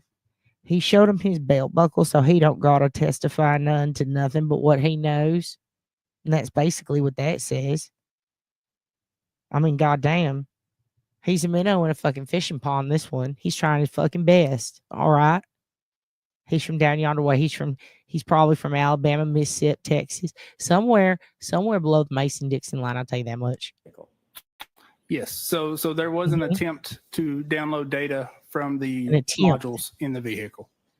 Did you understand whether or not there was a chip off This Southern Homer, you guys give him your respect, all right? He's been at the plant all day. process whether anybody attempted to Mhm. take the computer chips Oh, off darn of it. the computer boards and learn or Well, download? no, sir, we ate those chips. We made Jonathan made a chili, and his wife and all the other wives got together. They got some cheese, mixed it up, and we all ate it. We ate them chips a long time ago, sir. Download the data? Yes, there was an attempt to remove various chips off of the boards and read those chips individually. And then Did you eat have those an opportunity to read any reports submitted regarding that earlier process that occurred before you even got involved? Not before I got involved. Well, sorry. Yes, I was able to read a report from a individual known as AG Speak about that process, that initial process.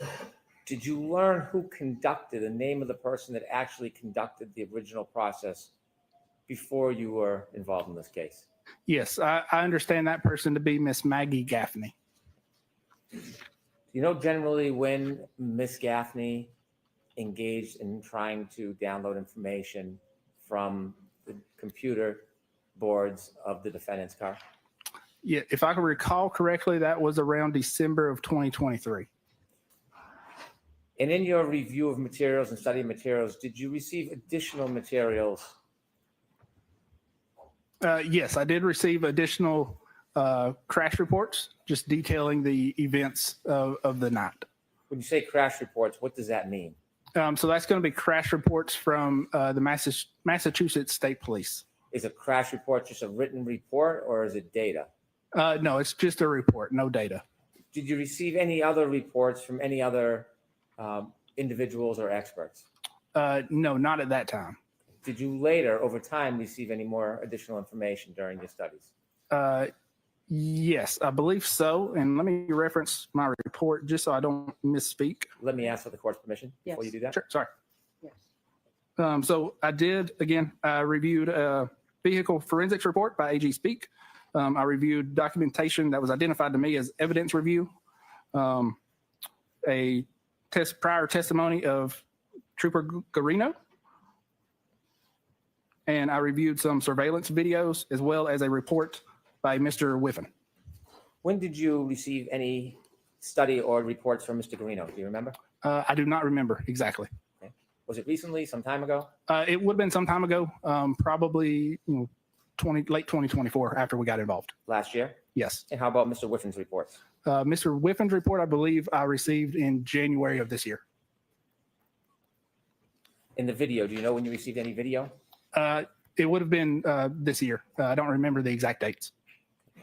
Was it last month, months ago? No, probably around January or February as well. Well, I take that back. It would have been early January, maybe late December. I want to ask you just generally so we have a general perspective on this. Ladies and gentlemen, I'd like to introduce you to Mr. Jackson Galaxy from Jackson, Mississippi. Well, I got rid of them cats, all right, and now I deal in dogs, okay? You bring them to me, I'm going to put them in my guitar case, shake them up, and make them into a real stud. I'll tell you what, all right? This son bitch don't play around. He got yellow tinted glasses. Yellow, all right? He got him one of them deals. It comes in the mailbox. All right, and he can look right at the TV looky box. He can see whatever he wants. He can see colors now.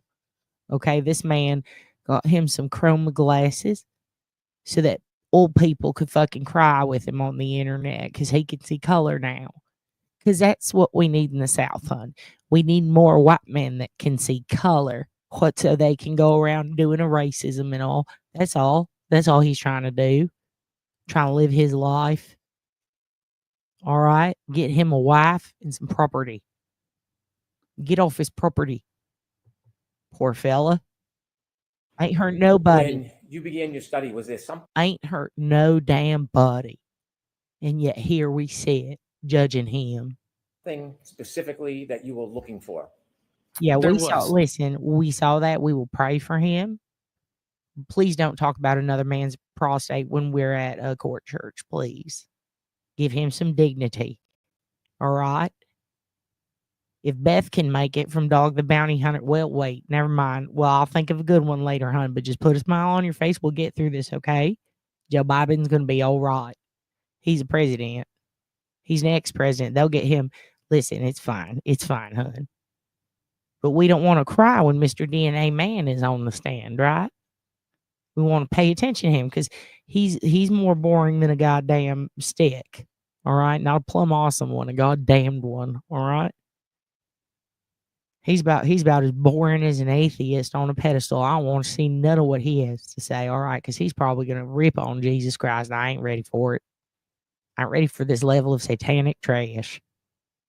Yeah, it's a runway, honey. It's what for them strippers with one leg can come in for a crash landed on his face. All right, he's just a Christian man trying to do Christian things. So leave him be while he tells you about science and Christianity.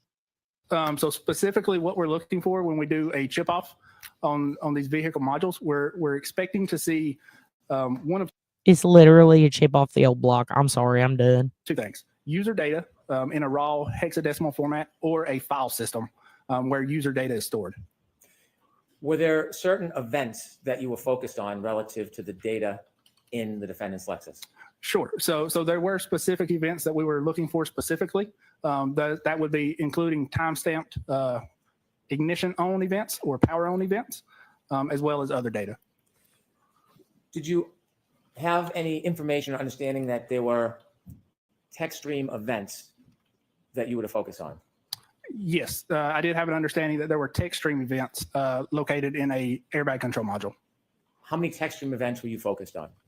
2 text stream events. Could you just generally characterize those 2 events? Sure. So one event has been identified as a 3-point turn maneuver, and the other has been identified as a backing maneuver. Now, the studies of those events, is that the role of the accident reconstructionist? Yes, it is. So then what was your role related to, your specific role related to those 2 characterized events, the 3-point turn event and the backing maneuver event? Sure. So within that text stream data, those events are documented with what's called a time count. So that's going to be a running timer from the time the vehicle powers on or the ignition comes on. So that counter will count seconds incrementally. And specifically, the focus was looking for any time-stamped data that would offer when that power on event occurred.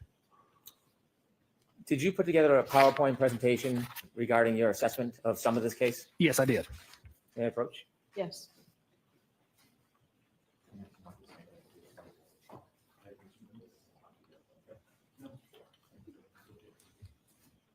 Handing you a package, do you recognize that? Yes, I do. And what is that? That is my PowerPoint presentation that I prepared. Can you just turn a few pages so Sure. you can look and see if that accurately reflects the presentation you put together? Yes, it appears so. And does this reflect some of your study of this case? It does reflect some of the study in this case. Is it an entire comprehensive study of everything that you learned, or is it an overview? No, it is an overview. For course permission, I would mark this for identification. I intend to use this course permission as a chalk. Okay, so we'll mark it for identification. Exhibit SS for identification.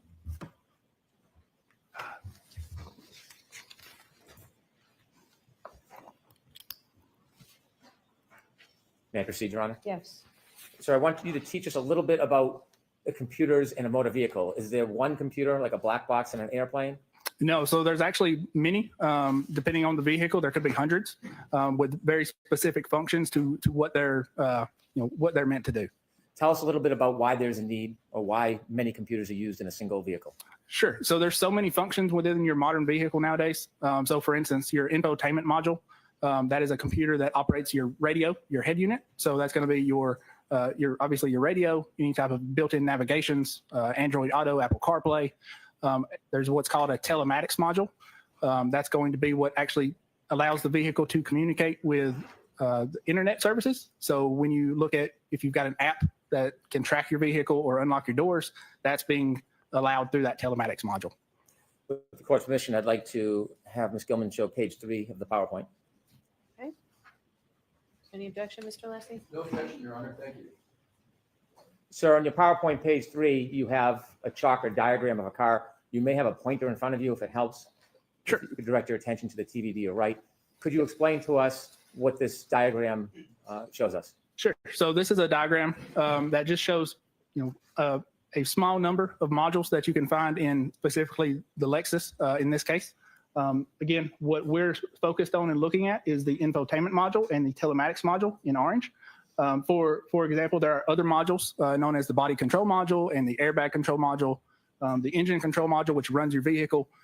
In addition to that, there are other modules that operate your door locks and unlocks, your windows, and various other functions. When you use the word module, is that the same thing as a separate computer, or is it different somehow?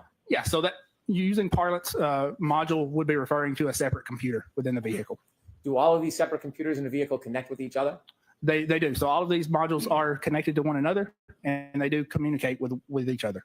The information that would be commonly referred to as black box, or information that captures some of an event, where would that be in this diagram? Sure. So the black box would be in the airbag control module. And then as far as the radio system, you share with us that's the infotainment module? Yes. So the radio system is going to be, that data is going to be stored within the infotainment module. In the telematics module, specifically, what are we looking for there? Sure. So the telematics module, again, is a module that allows communication with internet services. So if you've got an app on your phone that you can unlock or lock your doors, that's the telematics module is allowing that function to occur. Do all make and model cars have the same setup as this diagram? No, they do not. It will vary. Does it vary from car maker to car maker? It does. It varies from car maker to car maker. It varies from trim level as well. Could two different cars from the same manufacturer, same style, could they have different components in those cars? They could, yes. Why is that? Sure. So during the manufacturing phase, depending on cost and other things, manufacturers will source these modules from different third-party manufacturers. So one vehicle may have a module from, for instance, LG Electronics. One may have a module from Denso. And depending on how those individual manufacturers implement that software and hardware, they may record and store different types of data. So from your experience, you've reviewed or you studied a 2022 Lexus, and then you see another Lexus, whether it's 2022, 2023. Would you be able to say you've seen it, you've already done it, or do you have to individually look at each car? Sure. So you would typically look at, and to correct, it's a 2021 Lexus. But if you want to understand what may be stored in a subject module, you would look at, take an exemplar vehicle and conduct some testing to determine what is being recorded and how that data is being recorded. You mentioned that you were looking for time information, or power on information regarding two events. Correct. Can we characterize those events as text stream events? Yes, we can. Do people sometimes refer to them as triggering events? Objection, Your Honor. Are they often or sometimes referred to as something else other than a text stream event? They can be referred to as other things besides text string events. Can you give us an example of what else they may be referred to as? Sure. So that would be triggering events. Why is it called a triggering event? Sure. So the event is actually created when there's a trigger, and those trigger thresholds will vary and could be for a number of different reasons. When a text stream event happens, or so-called triggering event, what happens in the data? Sure. So when a text stream event happens, there is when that trigger is met, there are certain data parameters or data types that are recorded for a specific time frame. In this case, how many of those events were you looking at? Just one. When you mentioned time, I want to have you explain to us a little bit about time. You said there's a running clock.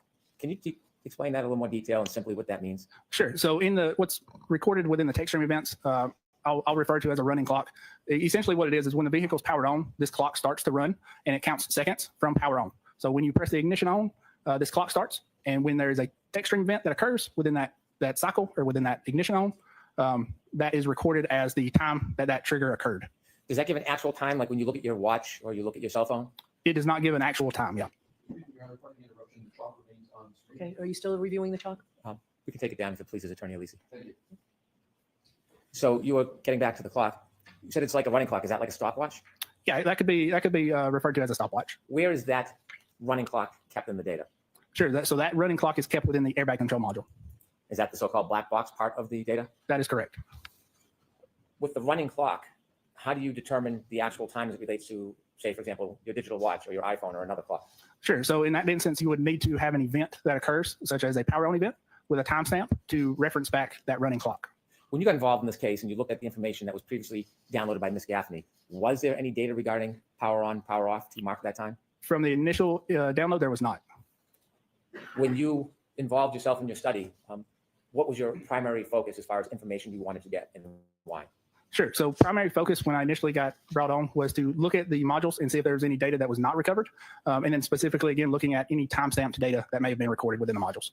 You talked about the differences in modules. In your PowerPoint, did you provide a couple of photographs of the modules so we can see what you're talking about? Yes, I did. With the court's permission, I'd like to put on page 4 of the PowerPoint. Okay. Could you explain to us the photograph on the left and then the photograph on the right? Sure. So the photograph on the left is kind of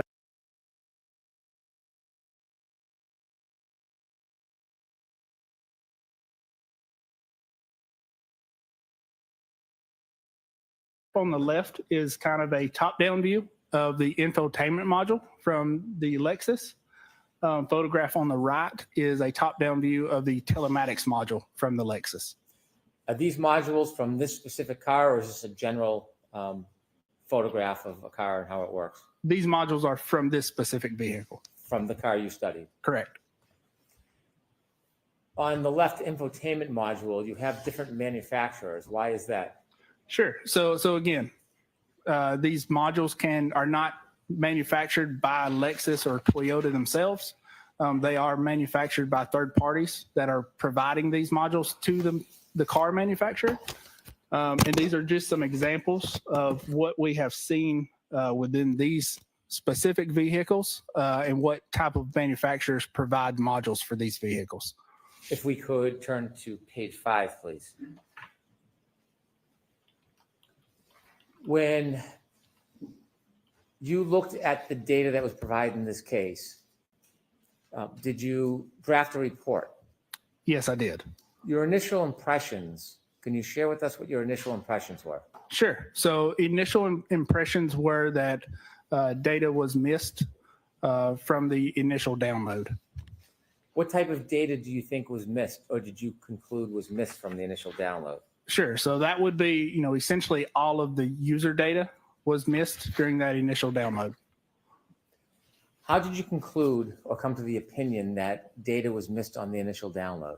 Sure. So reviewing the raw data, you can see that, what we would expect to find, which would be things like contacts or from devices or device connections or time-stamped data was not there in those initial downloads.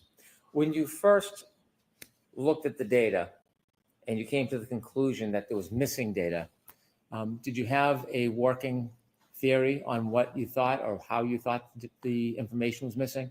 Sure. So I did have a working theory initially of why the data was missing.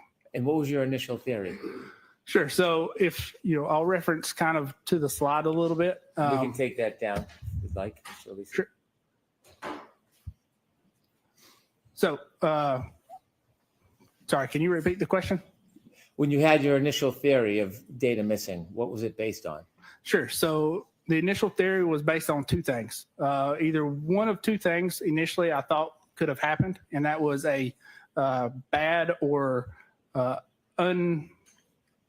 partial read of the chips, or it could be that the data-bearing chip that we are looking for was overlooked and not downloaded. When your first thoughts were that this was a partial read of chips, was there anything about the chips when you looked at them that you concluded or came to an opinion on? Sure. So initially, when I was reviewing the data and reviewing the part numbers on the chips, we can see what, how much storage is on each chip. And that can kind of get complicated, but essentially what we're looking at is data stored as either bits or bytes. That is represented as a capital B or a small lowercase b. So initially, upon reviewing the data and with the assumption that a competent examiner would not miss a chip or a device or data bearing chip on the board, I misinterpreted and wrote a lowercase or a capital B when I should have wrote a lowercase b in my notes, which led me to believe that there was a partial download of those initial chips. Now, as a forensic analyst, do you rest on your initial impressions or do you go through a continued process? No, so I do not. So just like the scientific method, if you have a working theory, you then review and research to either prove or disprove that theory. And did you engage in that scientific process in working theory? I did. And how soon after you wrote the report did you realize there may be another source of the material? Sure. So, I'll clarify a little bit. That initial was not a report; it was just a protocol that was proposed. But I believe that there was a supplemental protocol written within a week or two of the initial protocol. And when you used the scientific method and studied the theory that you had, what did you decide or what did you learn? Sure. So upon further review and research, I discovered that there was a SD card or a micro SD card that was on the circuit boards of one of the modules that was never looked at. Now, you weren't present at the original process? That is correct. When you looked at the modules, those computer boards, did you notice anything about them that happened during the original process? Sure. So I did notice during the chip off process, what you do to take these chips off is you apply heat to them. So that essentially liquefies the solder, which is a low temperature metal that connects the chips to the board and makes those connections so the board can communicate. And there was some damage caused from that initial chip off. And again, why would you take the chips off a board if they're already attached? Why would you need to do that? Sure. So when you don't have, typically if you think about downloading data from your cell phone, you have a USB port on your cell phone that you can easily plug that into a computer. That's not the case with vehicle modules. So you have to remove these chips from the board, and then you've got programmers or readers that will read the data from these chips. Did you have a chance to study the boards that were already accessed during an earlier chip-off process before you got involved? Yes, I did have an opportunity to study some photographs of the boards. Could we have page 14, please, Ms. Gilman? Any objection, Mr. Wilson? No objection, Your Honor. Thank you. Okay, if we could turn to page 15. Tell us what this is, please. Sure. So this is the infotainment module that you saw earlier. This is just two photographs during the disassembly process of taking that module apart. Could you zoom in on the right photograph, Ms. Gilman?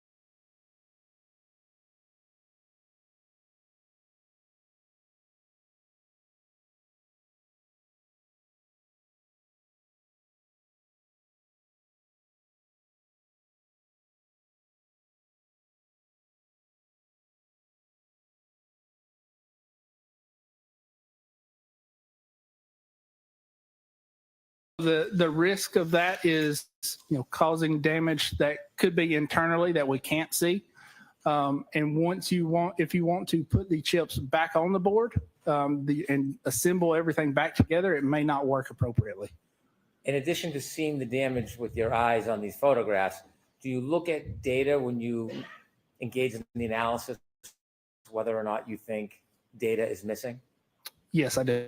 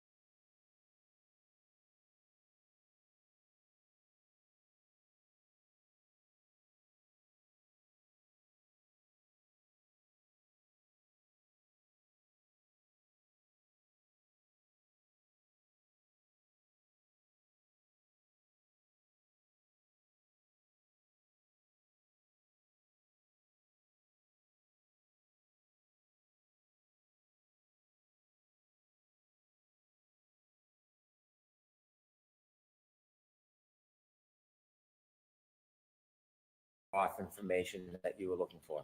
No, I was not. You mentioned that you went beyond the original data from the testing and you discovered something on the board? Yes, that's correct. Could we have page 18, please?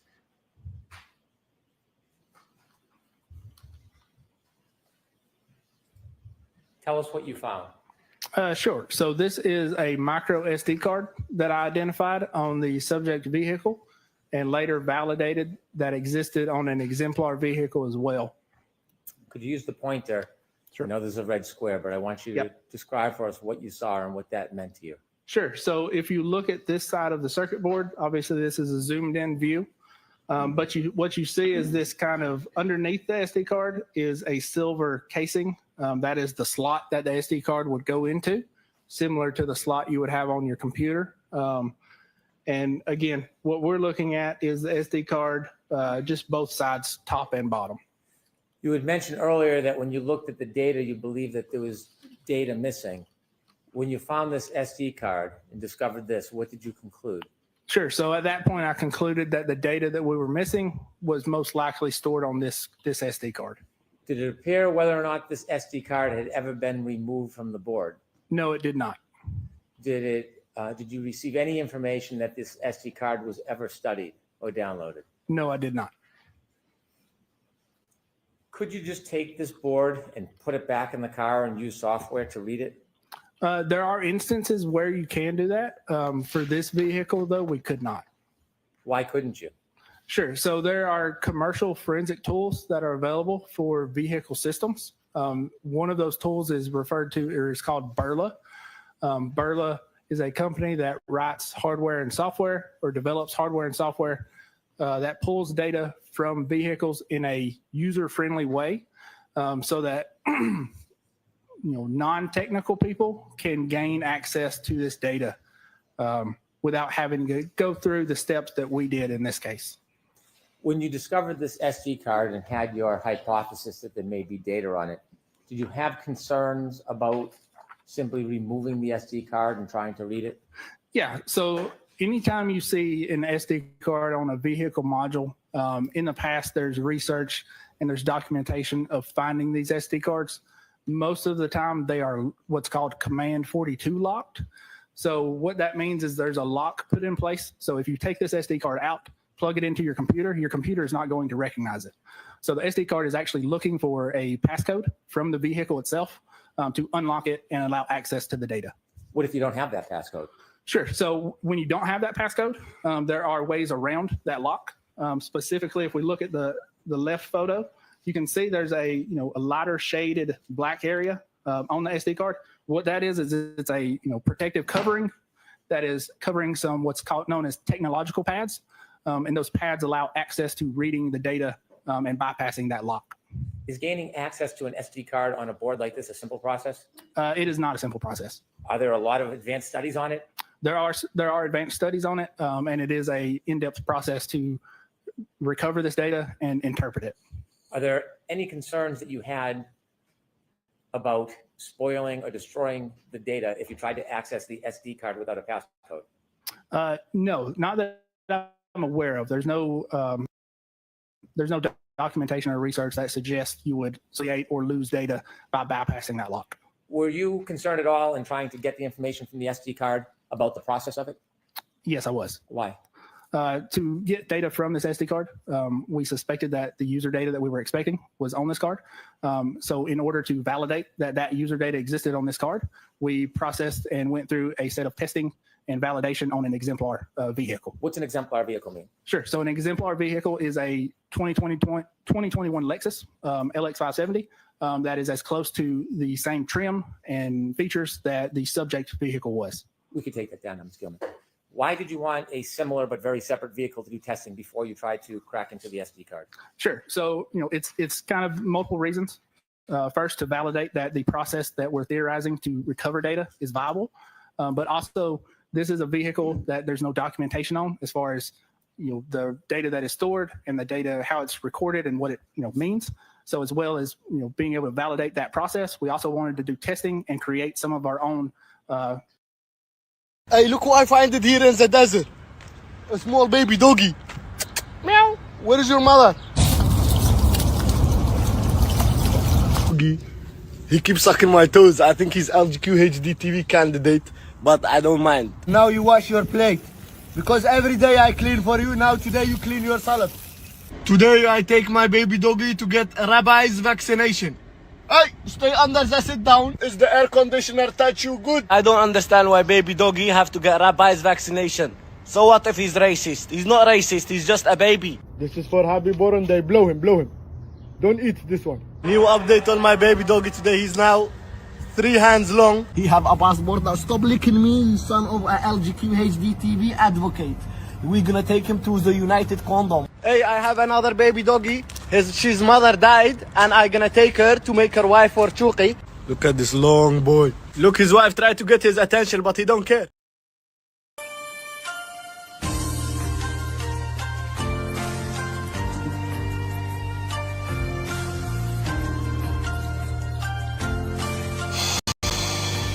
Every day, see-through condom worm snake fish with raw egg and baby eggs of another fish. And you eat it alive. What if they're gonna have a family inside your baby in your belly? They're gonna make babies, penetration each other, and they're gonna live there forever, happily ever after. This is crazy. It's so slimy. It cannot even get any more slimy if you inside it. I never seen like that in my life. Imagine they're gonna have a nation inside you, and they start coming out from all of it, everywhere. This is called Shiru no Odirigu. Something like that. It's a Japanese dish for rich people. Thank you, my God, that I have no money for that. I swear to God, because that's crazy. Our own data and known data sets on a vehicle so that when we got the data, we were able to look at it and compare it to our known data sets, and we were able to validate and correctly interpret what that data means. Mr. Brennan, why don't we take our break right now? Yes, you are. All right, folks, we'll take a 15, 20-minute break. All right, please. Yo, Follow me. did I not read Bev? I was like, I need a break. And she called it right after that. That was crazy. No, he lives in Iraq. Damn it, Bev. Hey, Julie, you got murked earlier, so Dad did you a solid, gave you a wrench. Now you guys can murk each other, okay? Hey, you're welcome, dude. If you guys want to if you're trying out a new diet called Get Gross the Fuck Out so you can't eat, I'll show you all kinds of weird shit. You just let me know, dude. It was close, right? So how long is this breaky poo? How long do we have? All right. Well, that shit's a spinning. Time her like clock, like Chucky. Okay, let's do this. How about this? You guys, you want some more Bruce? Let's do shit, they're all fucking perfect. He's just hilarious. Let's do this. Hey, look what I find here in the bushes. Meow. Small baby doggy. Where is your mother? Why you are so tiny? Wait, let's measure you. 1, 1.5 middle finger. Find it, baby doggy, his brother. I just went inside into the same rubbish place. Look, I don't know if he is a she or she's a he, brother or sister. We're gonna do gender reveal. Let me see. He's a man. Your name is Antar bin Akmoush al-Baghdadi, Bruce the 4th second. Look, he is urinating on his brother's face. Oh my God, look how he's sleeping. Tell them that this is not good. This, you are his brother. You should not do stuff like that. Look at your beautiful, cute face. And here is the mascara in your eye. They are half from Nigeria and half Iraqi, so we call them Nigaraki. 6, 7 middle finger long. Ah, he bite in my nipple, stupid gay boy. One is becoming fat. And one is skinny. So people ask me about my baby doggy wife. Close your legs, sister, we are on the camera. She's named Sandra Lella bint al-Kalb al-Baghdadi. Bint al-Kalb means daughter of dog. Sandra Lella, daughter of dog al-Baghdadi, Bruce the 3rd, first baby doggy. Without first, because I'm the Bruce the 1st. Chuki is Bruce 2 the 1st. She's Bruce the 3rd. That's her name, her full name. She's sleeping now. She's very cute. She's underage wife of my baby doggy because Chuki is also under the age. He's not racist. Jeffrey Epstein Island. No, he never go to that island. I take him to Armenia, Macedonia, and different countries. The time today, September 9/11th, RIP. I condone that stuff. We condone it all together, me and my baby doggy.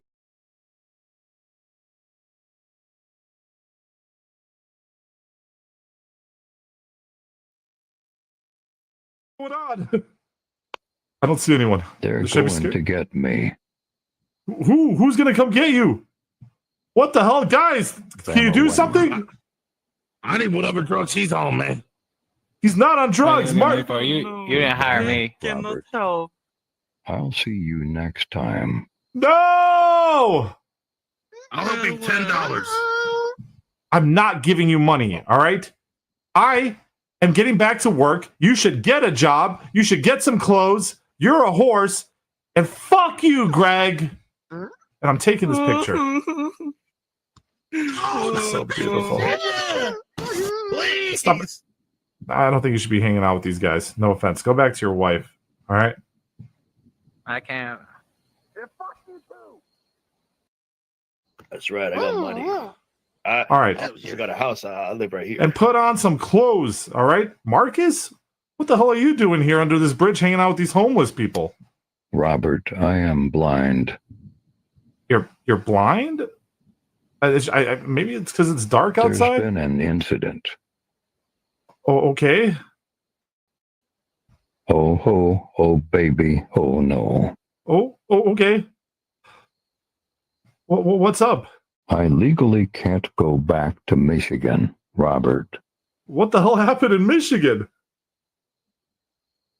This guy's scared. I don't think the IRS is very happy with me.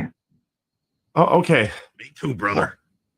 Yeah. I'm no longer blind. You can see again? Okay. Well, that's great. It's a miracle.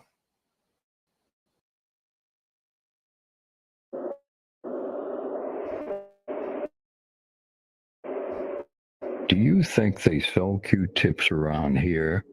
Of the desert? I've been needing some. I don't think so, Marcus. I don't think so. I sure hope you know where you're going. They didn't have any at Walgreens. Oh, so you found Walgreens? That's good. That makes me happy that you found Walgreens. Yes. You don't have ears. What do you need Q-tips for? It's a good point. I'm sorry. What the fuck? I'm sorry. I'm really sorry. All right.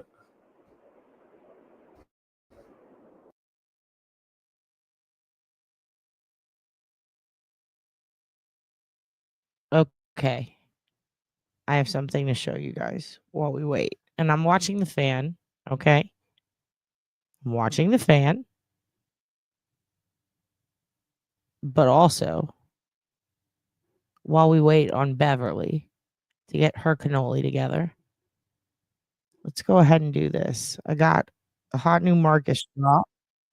I think you guys, we did review it on one video. Ooh, the fan is back. The fan is back. I mean, we'll go into this Marcus drop, but I don't know how far we're going to get into it, okay? I'm watching. As soon as shit happens, as soon as shit pops off, we're back.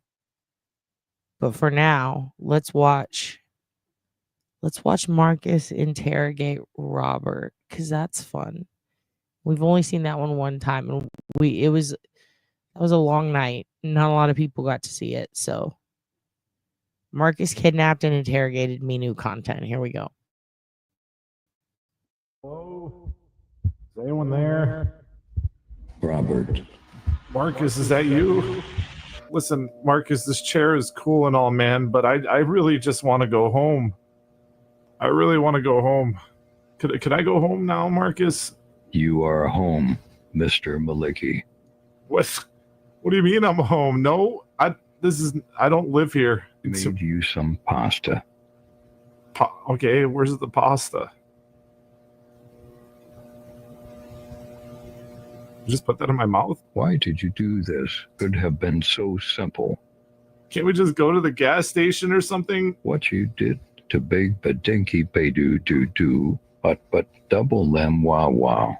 Boo. That's not even a real name. Bones. Marcus, your feet aren't even touching the ground. Levitation magic. I learned it from the wizard school. You went to wizard school? Look, just let me go home, man. You don't have to do this anymore, all right? I've been in here for a while now. It's not so simple, Robert. Okay, why? Oh, you're really presenting yourself. Rigatoni. Rigatoni? Like the food? Is that a food? It's either a genre of music or food. I don't know. You like it? Yes, I like it.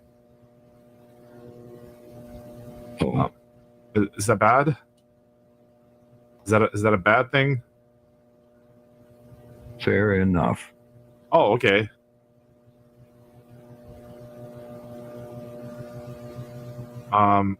Cool moves, Marcus. Hey, what do you say we get out of here and go to the gas station and hang out? Shut up. Okay.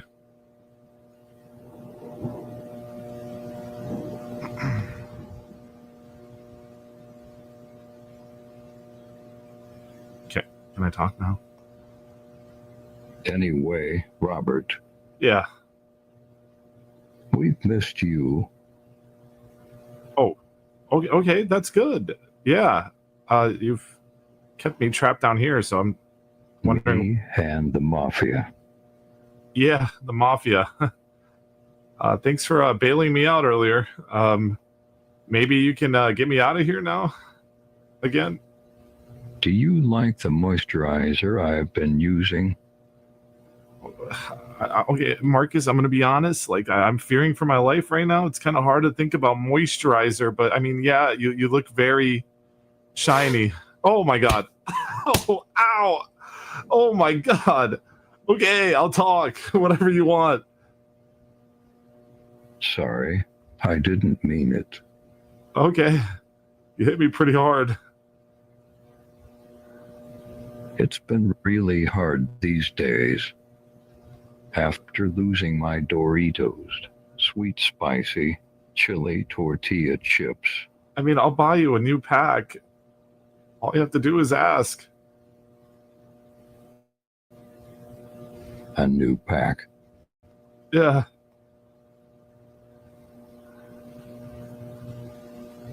It's not the same. Well, I mean, it pretty much is, to be honest. Sorry, I shouldn't have said that. Nah. Okay, so you wanna? What do you say? Me and you, we get out of here, huh? Be nice. What do you want, Robert? I just want to get out of here, man. I've been here for quite some time now. Okay, are you getting me out of here? Oh, it's ow! Whoa, that was a sick landing though. It landed upwards. Marcus, there's a shadow figure at the door. Number. Number? Is his name Number? Hi, Number. Everything okay, man? You look kind of stressed. What's going on? Is it about the Doritos? You're pretty cool. You're pretty cool too, Marcus. You know, it's been a long time. A long time? I've been in Moldova, UC. Moldova? Like Moldova. Okay. Moldova. What's in Moldova? Nothing. Nothing? It kind of sucked. Oh, I'm sorry to hear that. Maybe we could go to like a nice vacation sometime. Maybe Japan or like Europe. Italy's nice this time of the year, right? Italy. Yeah. You're floating again. Know what happened there? What happened in Italy? I'm banned from entry. You're banned from Italy? What the hell did you do? They don't like that thing I did. I'm gonna need a little more context here, Marcus. Okay, kind of creeping me out. The little boop dee wop. De bee boo boo.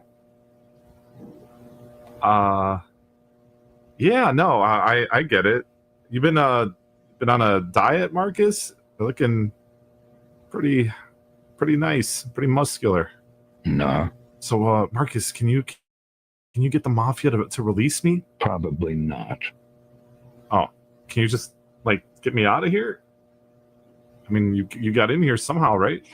Oh, okay. Okay. Thanks. We're going to try to get through the wall. Whoa, no. 23. No. Ow. Can you untie me? That could help if you just untied me from this chair. We need to try again. Okay, can you just untie me from this chair, maybe? That could work. 3. What? 2 over 1. Oh. We're going to try the floor now. Marcus, I don't think we're going to go through the floor. I'm going to be honest. Ow. Oh, Marcus, please. Ow. Is it working? I don't think it's working. Robert. I don't think it's working. Marcus, I'm fine, man. You know what? I've changed my mind. I'll just sit. It's fine. All right. I know the ancient Babylonians built this structure. It can't hold up forever.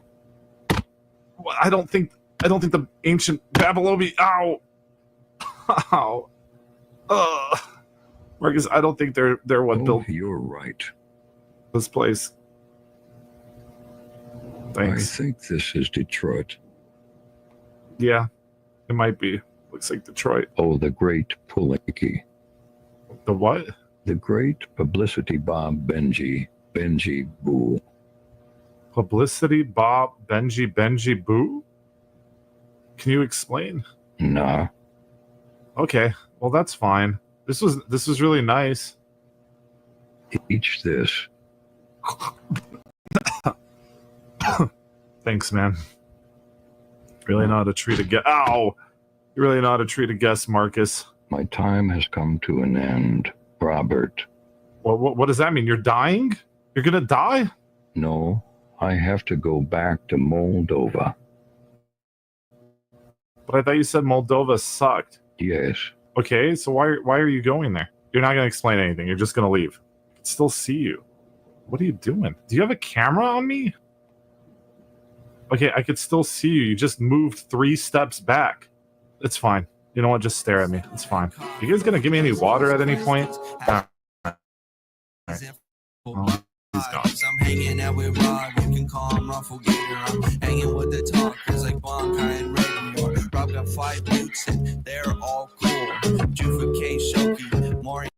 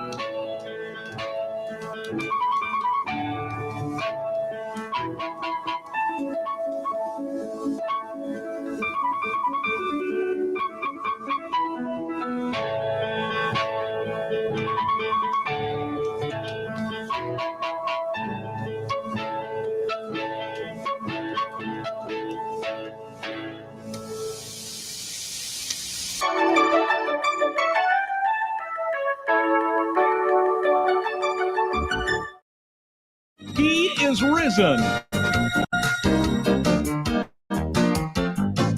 Featuring Gospel Bill, Nicodemus, Bartimaeus, Miss Lana, and special guest David Ingalls.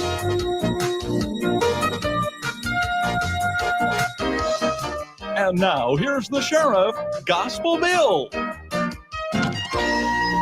Well, howdy, and welcome to Gospel Bill's Easter Special.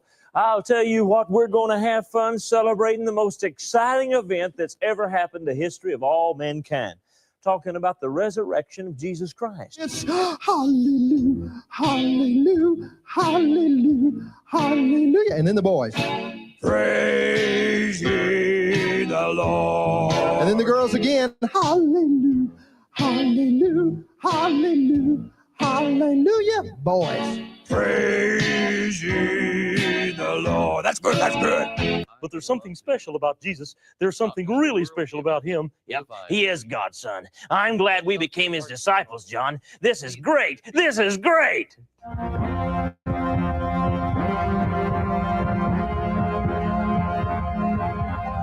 Bye.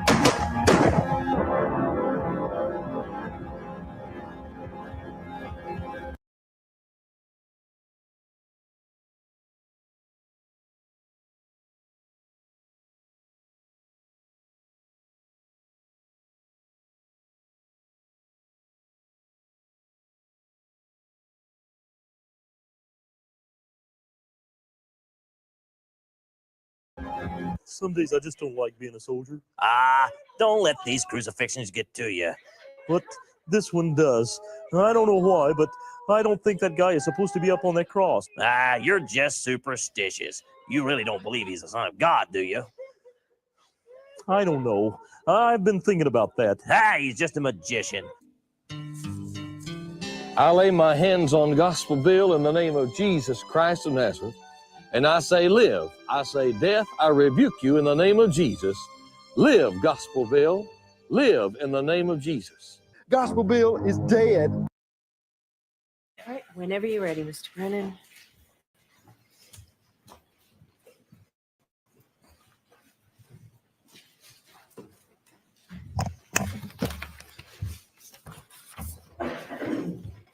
Mr. Burgess, when we left off, we were talking about an exemplar vehicle that you were using for tests and studies. If we could put up page 9, please, Ms. Gilman. Could you tell us what this is, Mr. Burgess? Yes, so this is the photographs of the exemplar vehicle that we conducted testing on. So again, it's a 2021 Lexus LX 570. And the reasoning that we did this testing was, again, to validate that the user data that we were expecting to see was stored on that SD card. Additionally, in addition to that, we were also looking to create a exemplar data set, so a known data set, and we did that by connecting these cameras here. There's a camera here looking straight out. There's a camera here looking at the infotainment screen. What those cameras are doing is they're synced together, and they're recording timestamps as well as they're recording any interactions that we have with the vehicle. So us opening the doors, turning on the vehicle, turning off the vehicle, driving the vehicle, interacting with the infotainment system is all being documented. And then that way we can go back when we get the data off of the SD card and we can compare it to that documentation. How closely were you trying to match the exemplar vehicle to the defendant's vehicle? Obviously, as closely as we could get. If I recall correctly, this is almost a perfect match to the subject vehicle. If we could turn to page 20, please.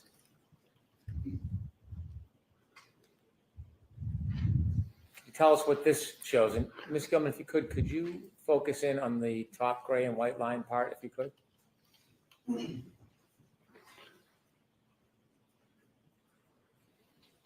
A little further out, if you could.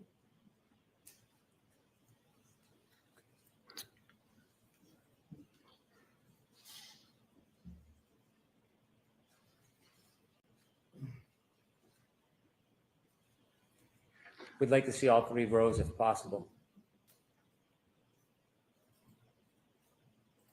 And if not, we'll do it from a further view.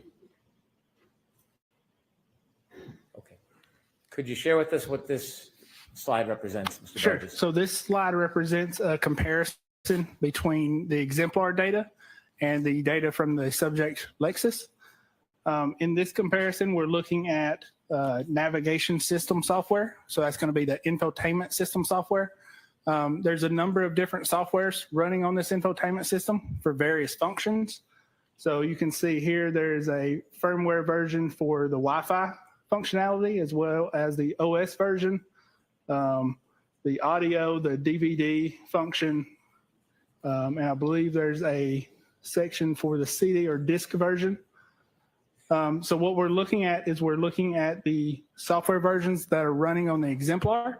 We're comparing that to the software versions that are running on the subject, and those match. So we would expect to see the user data to be stored in the same way. Is it common that an exemplar vehicle will match the Focus vehicle exactly like this? Yeah, so I wouldn't say it's common or uncommon. I have seen it in the past.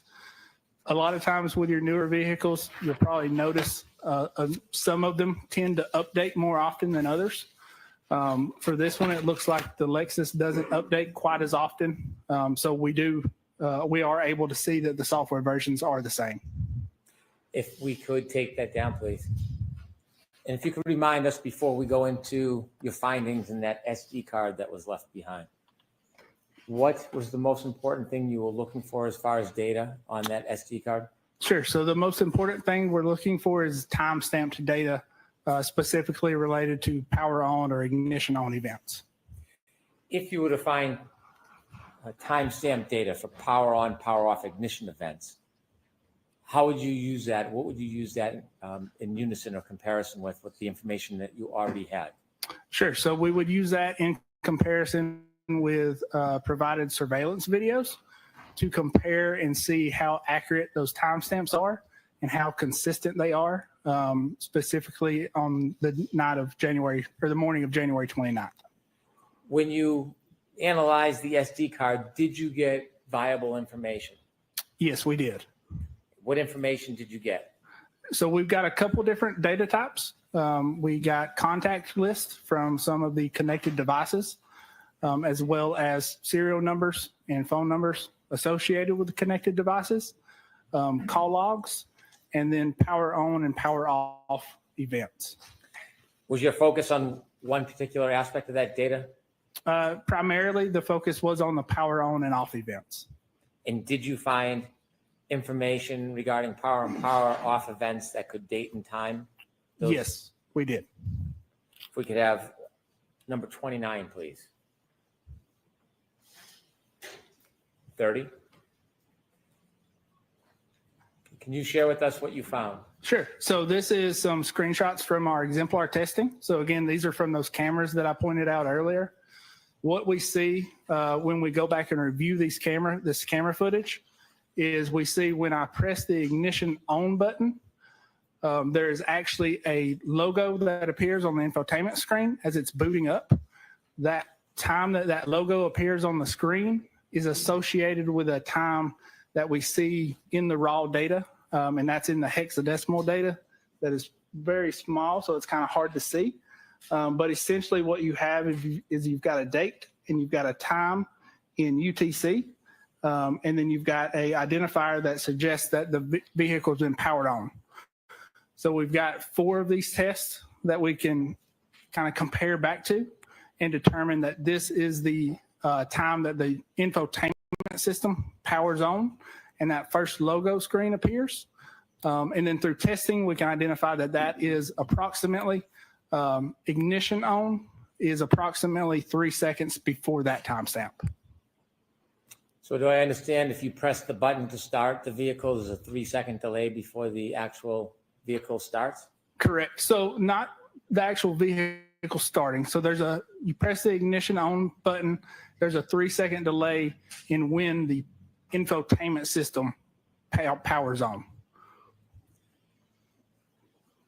Is there any way, Ms. Gilman, to...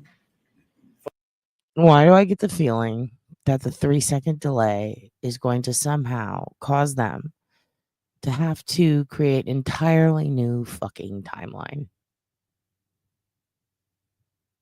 Why do I get the feeling that the way this man says infotainment tells me that perhaps he's not reading everything correctly? Why do I get the feeling that the infotainment ain't going to line up with the new timeline, but it's going to fit the old one? Remember, here's the thing. Do you remember how Hank last week said, hey, we got a new timeline. We got to throw this spaghetti at the fucking wall now.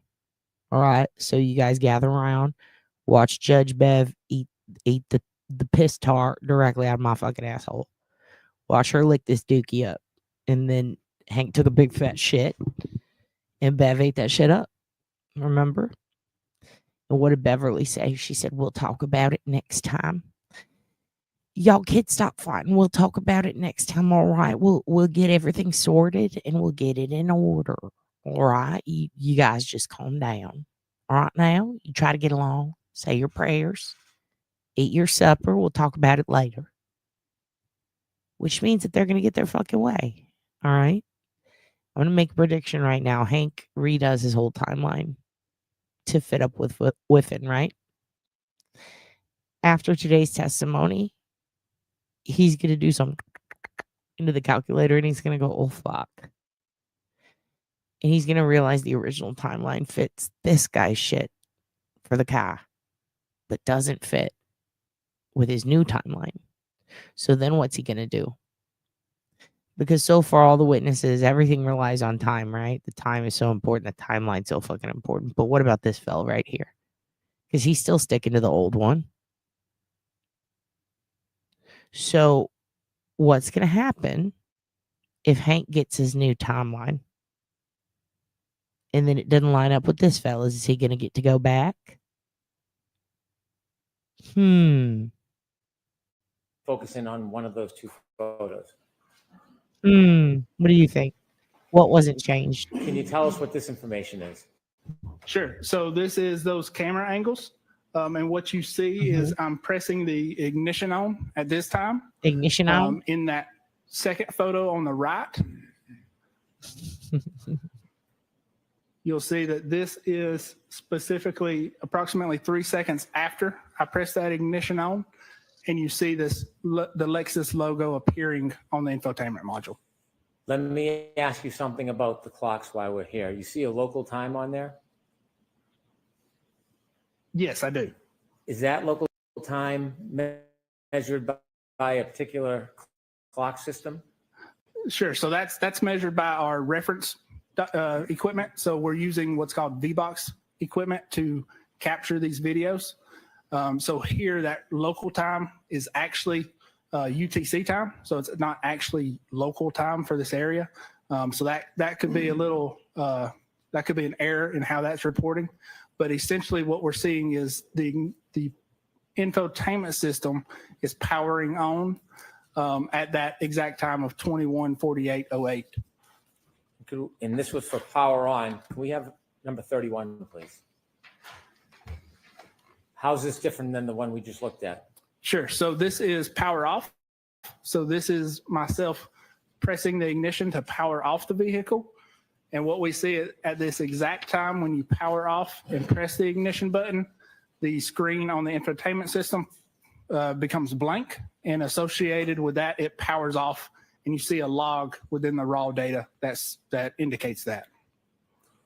You mentioned. Oh my God, did he just say fucking log? Is this the first log that the Commonwealth has taken? I know they done took a log all over Karen's case because they's up here doing their witchcraft and shit. But is this the first actual time they've logged something? I think so far. So we finally have a log. It's fantastic. Finally, thank Christ.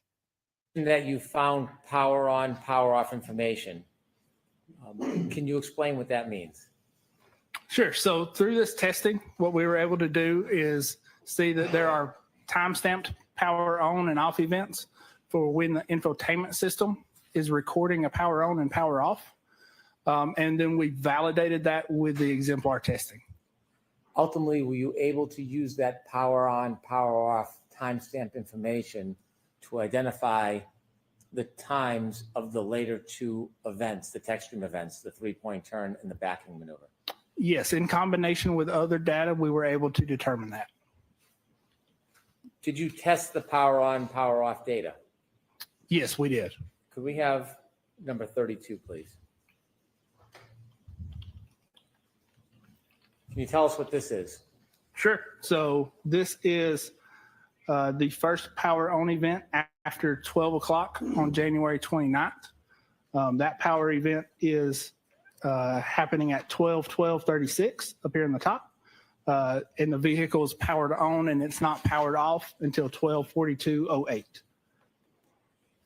Is there any power on, power off events in between those two times? No, there's not. See what I mean? You see what I mean? It's log, it's bid, it's better, it's wood. It's log, it's better than bad, it's good. Isn't it interesting? Isn't that interesting? Isn't that interesting how the power on event is 12:12 and the power off is 12:42? Okay. I mean, doesn't this actually look good for Karen? Because aren't they moving the timeline to say she hit him at like 12:31 or some shit? This doesn't line up with none of that. And also, isn't she seen or isn't she heard clopping across his fucking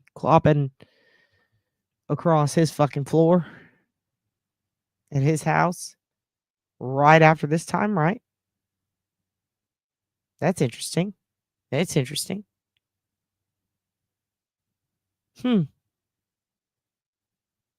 So it looks like they weren't smart enough to adjust these logs. So how is this going to reckon with their new timeline? That doesn't at all fit this. Interesting. And do you have an opinion to a reasonable degree of scientific certainty that whether or not the first power on event for that night, January 29, 2022, was 12:36 a.m.? Yes. Your Honor. I'll sustain it at this point. Do you have an opinion as to the first power on event of that Lexus on January 29, 2022? Same objection, Your Honor. Sustained at this time. When you studied the information from the data, does this slide reflect the information that you studied? Yes, it does. Were you able to determine from your data study the time that was registered of when that Lexus was turned on for the first time on January 29, 2022? Yes, I was. How were you able to do that? Sure. So through our exemplar testing and determining that those timestamps are accurate to when the vehicle was powered on, we are able to say that this power on event is the first power on event of January 29th after 12 a.m. And based on your study of the exemplar and the data from the SD card, did you arrive at an opinion as to the time of the first power on event of that Lexus vehicle on January 29, 2022? Yes, I did. Is your opinion to a reasonable degree of scientific certainty? Yes, it is. And what is your opinion? Objection, Your Honor. I'll see you at sidebar.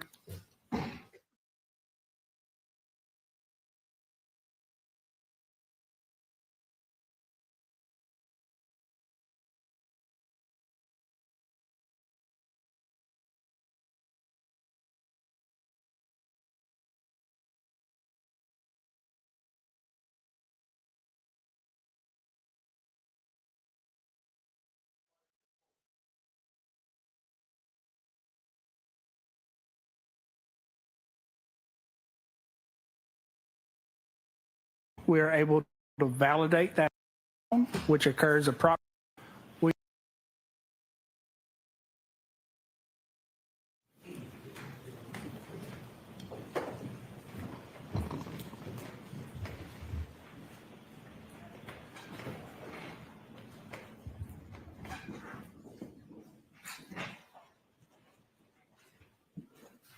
Mr. Burgess, could you explain for us how you can identify the power on event from the data that you discovered on that SD card that was left behind? Sure. So through our exemplar testing, we can identify a power on event, which is depicting the time the logo on the infotainment system comes on, and then the time the infotainment system goes blank. So that is representing a power off event. And then we can reference that back to the ignition on, which occurs approximately 3 seconds before the power on, the infotainment power on event. Is this a methodology that is used in your standard of practice? Yes, it is. And have you used this type of methodology before? Yes, I have.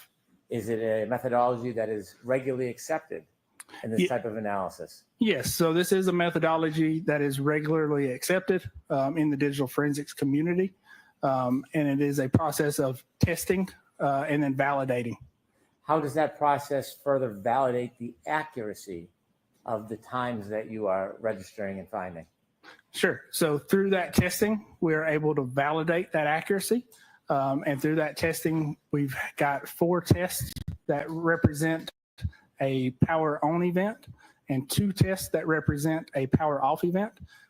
In addition to that, we are comparing that data to surveillance video with timestamps as well to show the consistency. When you engage in your testing, you said there was 4 test runs or examples. Did you analyze it to see how, in fact, accurate it was? Yes, I did. And how accurate was it? It was accurate to the second compared to our reference clock.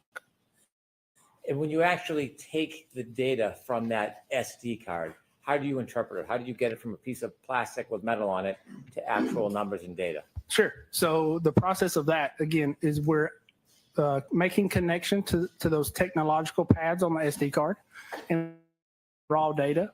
Once we have that raw data, there's a few processes we have to go through to make that raw data interpretable. So those processes are what's called XOR scrambling. So when data is stored on an SD card, there are 2 components to the SD card. There is what's called the NAND component, and then there's a controller component. The controller component is where that, if you remember that command 42 lock, is located in that controller component. So what we're doing is we're bypassing that controller, we're accessing that NAND, and then we're using forensic software to determine and interpret the XOR scrambling that is put in place on that NAND so that we can take that scrambled data and be able to read it and interpret it, as well as what's called error correction code. So NAND devices are not they're not great at keeping voltages accurate like they should. And that's just based on how the architecture and how the NAND components are manufactured. So what the manufacturers have done is they've put in place error correction code to correct any bit errors within that data. So what we've done is we've identified the error correction code and the XOR scrambling using software known as Resolute. That software, again, is hardware and software that we use to access that data and process it and interpret it. From there, we can take that data and we can review it in that hexadecimal format. Based on that methodology and that process and that study, were you able to extract the data from the SD card and identify the first power on event, the defendant's Lexus on January 29, 2022 to a reasonable degree of scientific certainty? Yes, I was. And you have an opinion about what time that Lexus, the defendant's Lexus, was powered on December 29, 2022 for the first time? Yes, that would be approximately 12/12/36. Is that to a reasonable degree of scientific certainty? Yes, it is. On your clock on the screen, is the power on event? Is that the same as your interpretation? Yes, it is. The 12:36 a.m. time. What time clock is that based on? Sure, so that's based on the internal clock in the Lexus.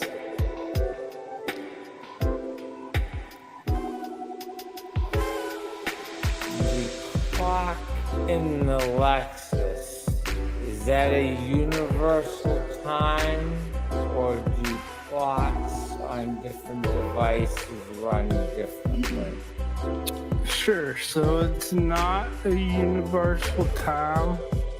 Clocks on different devices run differently. So if you've ever noticed that your microwave clock is not running in sync with your iPhone, the same thing is occurring here. Even though the Lexus clock is communicating back and forth with the GPS satellites and other things, the clock is still not synchronized perfectly. So you would not expect this clock to match up perfect with other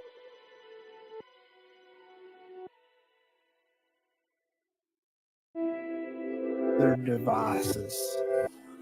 When you're considering two very different or separate devices, if the time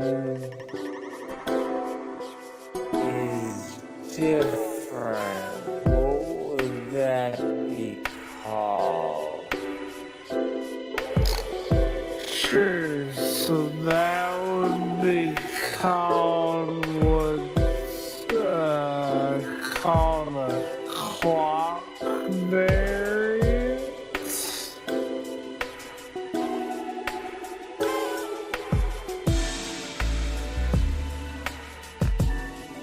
I want to get into that later, but I want to finish what we have in front of us. Sure. In addition to identifying the first power on event of January 29, 2022,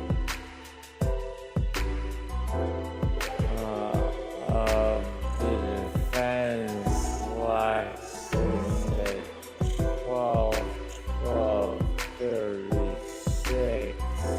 Were you able to identify the power off event of that same Lexus of January 29, 2022?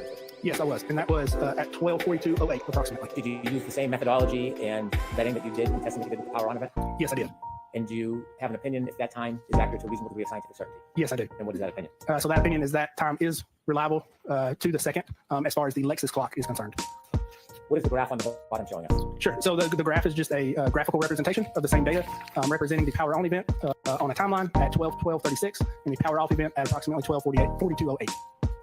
When you're looking at times, power on and power off events to date and time it, are you obtaining that information independent of other outside information? Yes, I am. Is the data simply the data, or does something affect it? Sure. So no, the data is simply the data.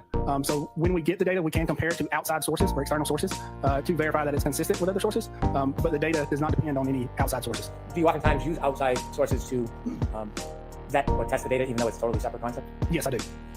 After this power on, power off event, when you studied the data from the SD card using the same methodology and technique, did you find any other subsequent power on and power off events with defendant's Lexus on January 29, 2022 after this event? Yes, I did. We have slide 33, please. Mr. Burgess, can you tell us what the next event is that you found in the data? Sure. So the next power on event occurs at 5:07:46. That's this top timestamp here. The infotainment system records a power off event after that at 5:46:20. And what we have here is we've got surveillance video that was provided that depicts the approximate time range that those two events happened. So these videos do not capture the actual power on or power off event, but they occur around the same time frame and they are consistent with one another. The power on event time that you listed is 5:07:46. Where does that time come from? So that time is coming from the internal Lexus clock. And based on the data from the Lexus clock, do you have an opinion as to the accuracy of that time of 5:07:46 a.m. as it relates to the Lexus clock? Yes, I do. And what's your opinion? So compared to the Lexus clock, that time is accurate to the second. The videos you have, are those timed from the same Lexus clock or a different source? No, so those timestamps of the videos are coming from external sources. In the example of these videos, I believe that is a Ring camera. Why would you try to vet the timestamp that you've identified to the second from the Lexus clock with another item, including a video that uses a different clock? Sure. So that further validates that those timestamps are accurate and they're consistent with timestamps we're seeing from other devices. Can there be a variance with other devices? There can be a variance. If there's a variance, could that still corroborate or support the original timestamp from the Lexus clock? Yes. So even with a variance, those timestamps can still be consistent with one another. And on the two photographs, are those videos or photographs? Those are videos. What is the purpose of including a video? Sure. So the purpose of including the video is just to depict that the video does not actually capture the power on or power off event. But again, it is around the same time frame that the power on and power off event occurred. Ms. Gilman, are you able to play the video to the left?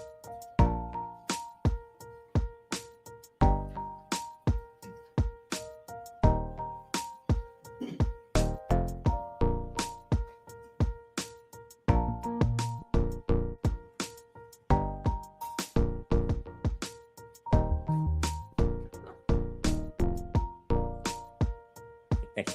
What about that video vets or corroborates the 5:07:46 Lexus time on the power on event? Objection, Your Honor. Did you use the video that we just saw in an attempt to vet or corroborate the timestamp for the power on event on the Lexus? Yes, I did. How did you do that? Sure. So looking at the start timestamp on the video, we can see that the video starts at approximately 5:07:58. Keeping in mind this timestamp is coming from the camera or the Ring video, the Ring camera itself. And when we look at the power on event, we see that it occurs at 5:07:46. So although we don't see the actual time of the power on event, that is consistent with what we would expect. What does the video on the right help us do? So the video on the right helps us do the same thing. So when we look at the power off event, that occurs at 5:46:20. Again, when we look at the Ring video on the right, that start timestamp of that video is 5:46:29. So again, we missed the power off portion of when that occurs, but that is consistent, again, with what we would expect. Could we play the video on the right? If you can enlarge, that'd be helpful. If not,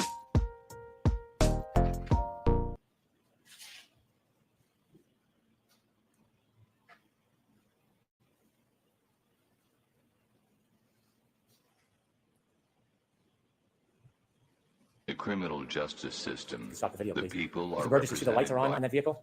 Yes, I do. Can you tell if the vehicle's on or off at that point? Sure. So I cannot tell if the vehicle is on or off at that point. Typically, when you power off a Lexus or a modern vehicle, the lights will stay on for some portion of time afterwards. But again, that is consistent with the timestamp from the power off event.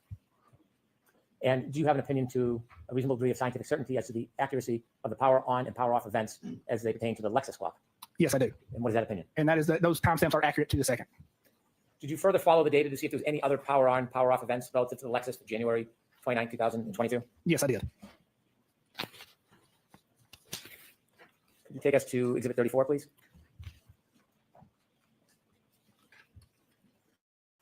What is this, Mr. Burgess?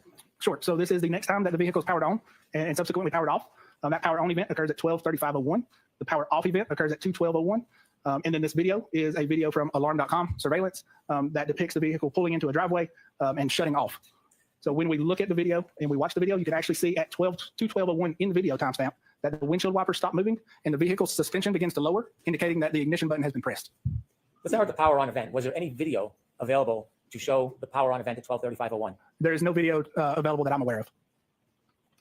On the last slide, you had the power off event at 5:46:20 a.m.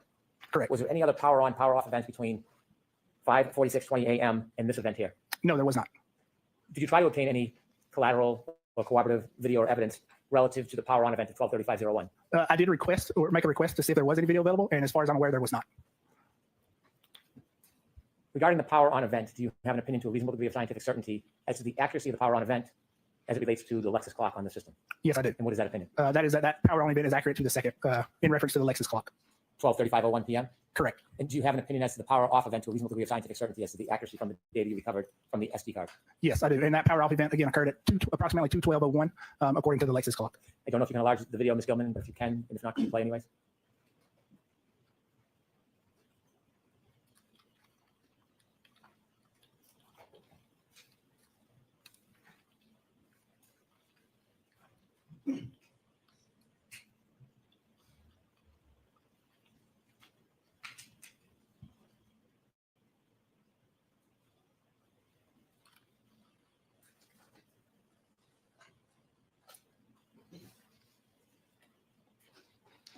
Thank you.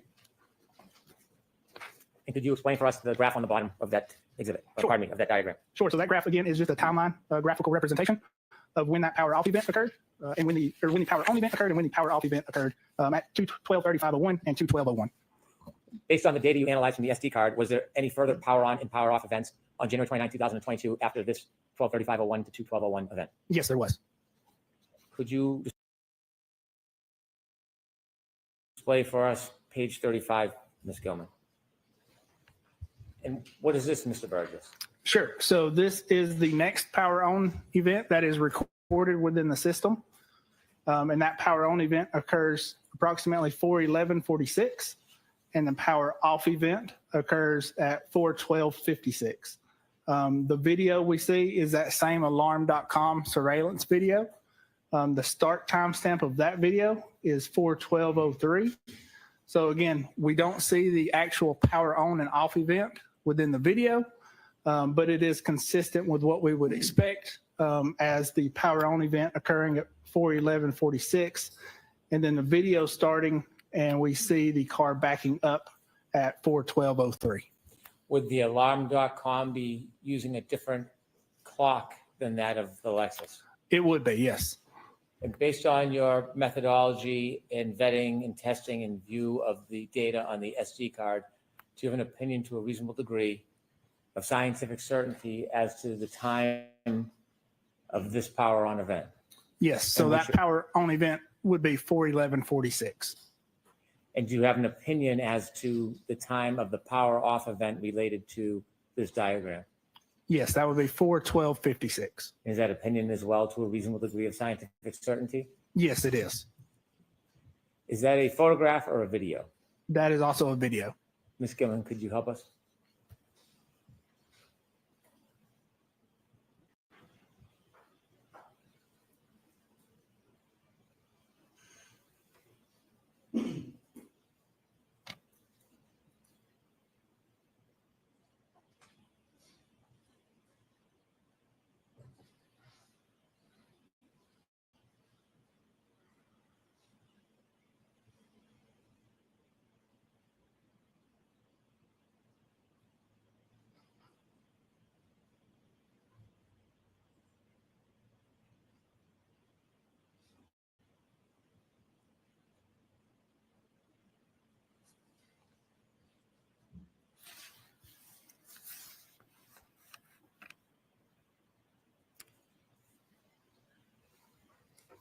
Thank you. And similarly, does the graph give a general idea of the time? Yes, so similarly, the graph is a timeline representation of the power on and power off event. Mr. Burgess, was there an additional power on, power off event after the power off event at 4:12:56 p.m. at the Dighton residence? Yes, there was. Ms. Gilman, could you show us number 36, please?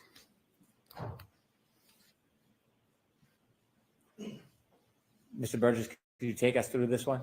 Sure. So this is the next power off or power on event that occurs.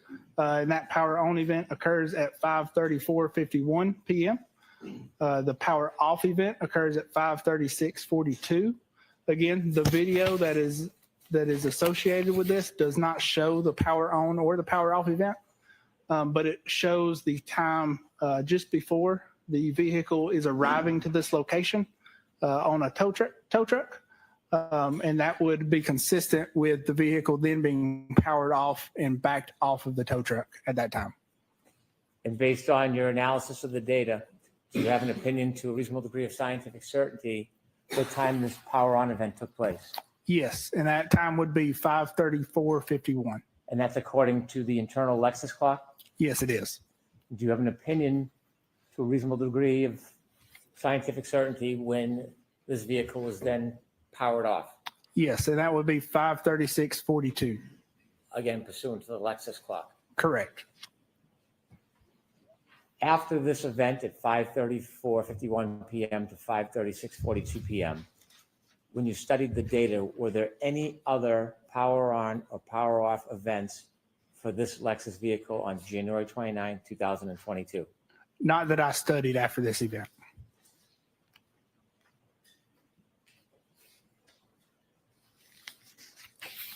Could you take that down, please?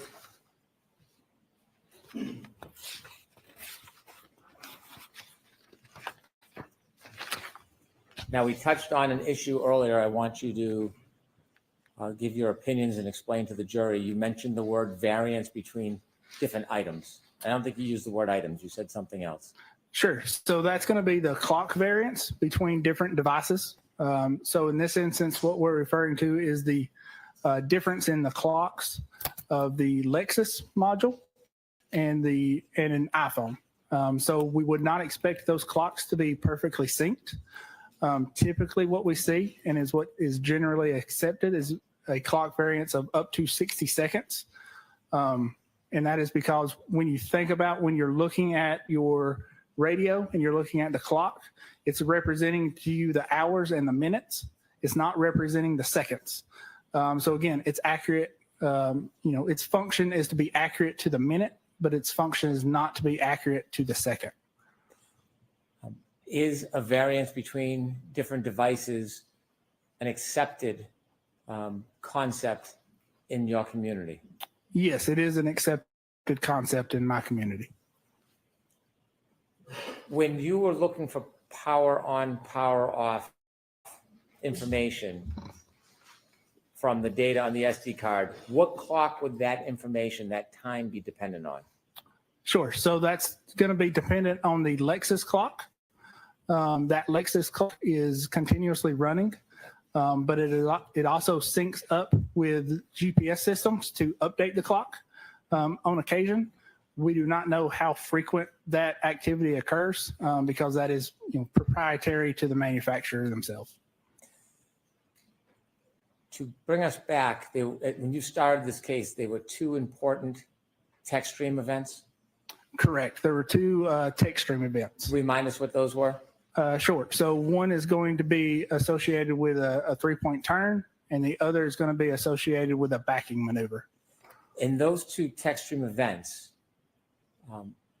are they related in any way to the running clock that is on the tech stream data? Sure. So when we think back, the tech stream events have that running clock from ignition on, and because we know the power on events from the infotainment module, we can reconcile when those time counts occurred. If there's information about timing from tech stream data on the Lexus, what would you have to do if you took a separate device like an iPhone and you wanted to reconcile the variance? Sure. So if we want to reconcile the variance, what we would need is we would need an event that occurs that both clocks record. So for instance, if you've got two cameras that are recording you jumping up and down, you would take your motion of jumping up and down, or your event of jumping up and down, and you would use that event to sync the clocks of those two cameras.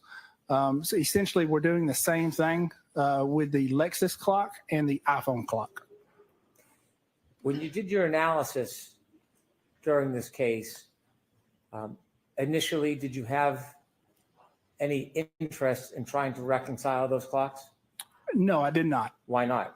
because that is generally accepted that the clock variance is up to 60 seconds. And while reviewing the power on and off events and comparing that to the surveillance videos that were provided, that was consistent with what we would have expected. Did something compel you to further your study and compare the Lexus clock information on those two text stream events, the 3-point turn and the backing maneuver, to a different device? Yes, there was a claim of attempting to synchronize those two clocks that I believed was potentially misleading. So based on reviewing that information and coming to that conclusion, did you on your own do any further study about the difference in clocks and attempt to synchronize them? Yes, I did. You said that you can synchronize if you have more than one device identifying a particular time. What do you mean by that? Sure. So if we've got two devices that are recording a similar event, so let's say, for instance, a 3-point turn, if that is recorded with an iPhone, with the iPhone's clock, we can compare that event to the time that that event occurs and is recorded by the Lexus. Were you aware of any device other than the Lexus recording that 3-point turn? Yes, I was. What were you aware of? That would be an iPhone from Mr. O'Keefe. Did you have data and information from Mr. O'Keefe's phone some time ago? I did have partial location data from Mr. O'Keefe's iPhone. Did you do something with his iPhone data as it relates to the Lexus clock on those two events, the 3-point turn and the backing maneuver? I did on the 3-point turn, yes, and the backing maneuver. Tell us what you did. Sure. So I looked at when the 3-point turn occurred within the iPhone data and the location data in reference to that clock, and then looked at the same 3-point turn event as it was recorded from the text stream and the Lexus clock. At some point, did you have enough data to make that full analysis? Yes, I did. Now, as a general concept, before we get to the 3-point turn in detail, I want to turn to page 39 of your PowerPoint.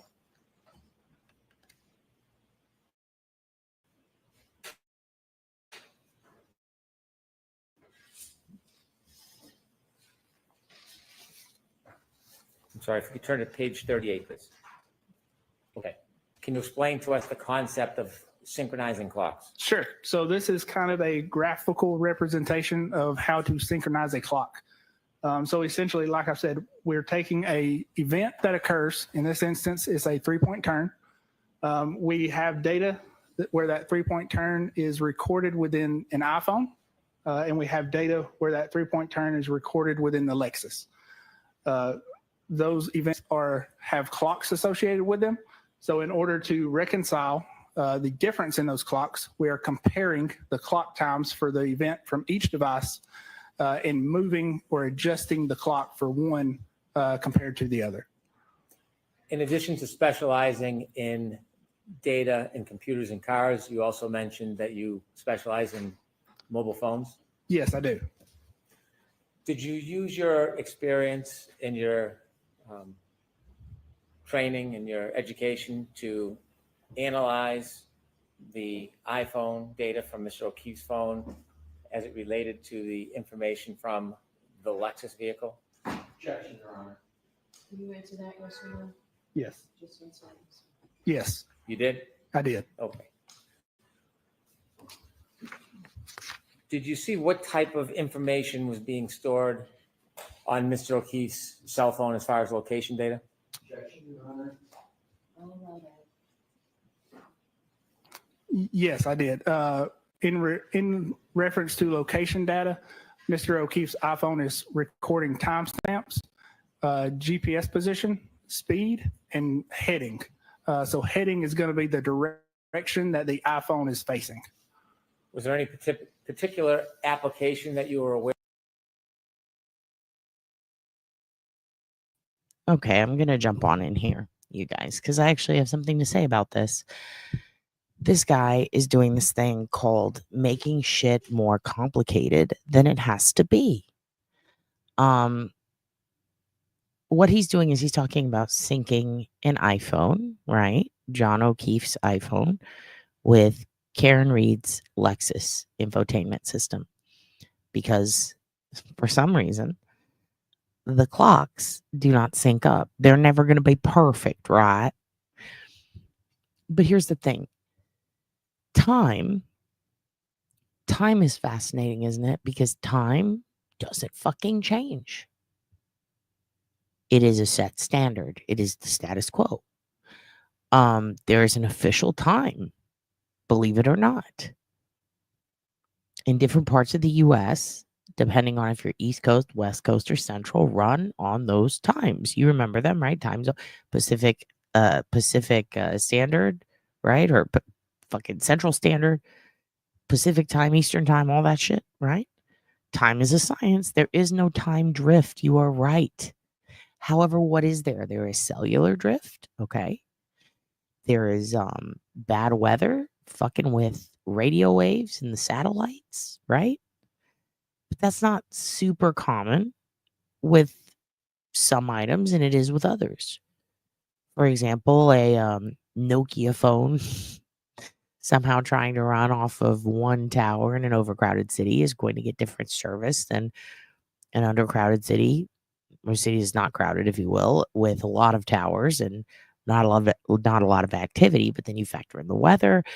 This can change the timing on your devices. Also, manual manipulation of devices, the changing of time.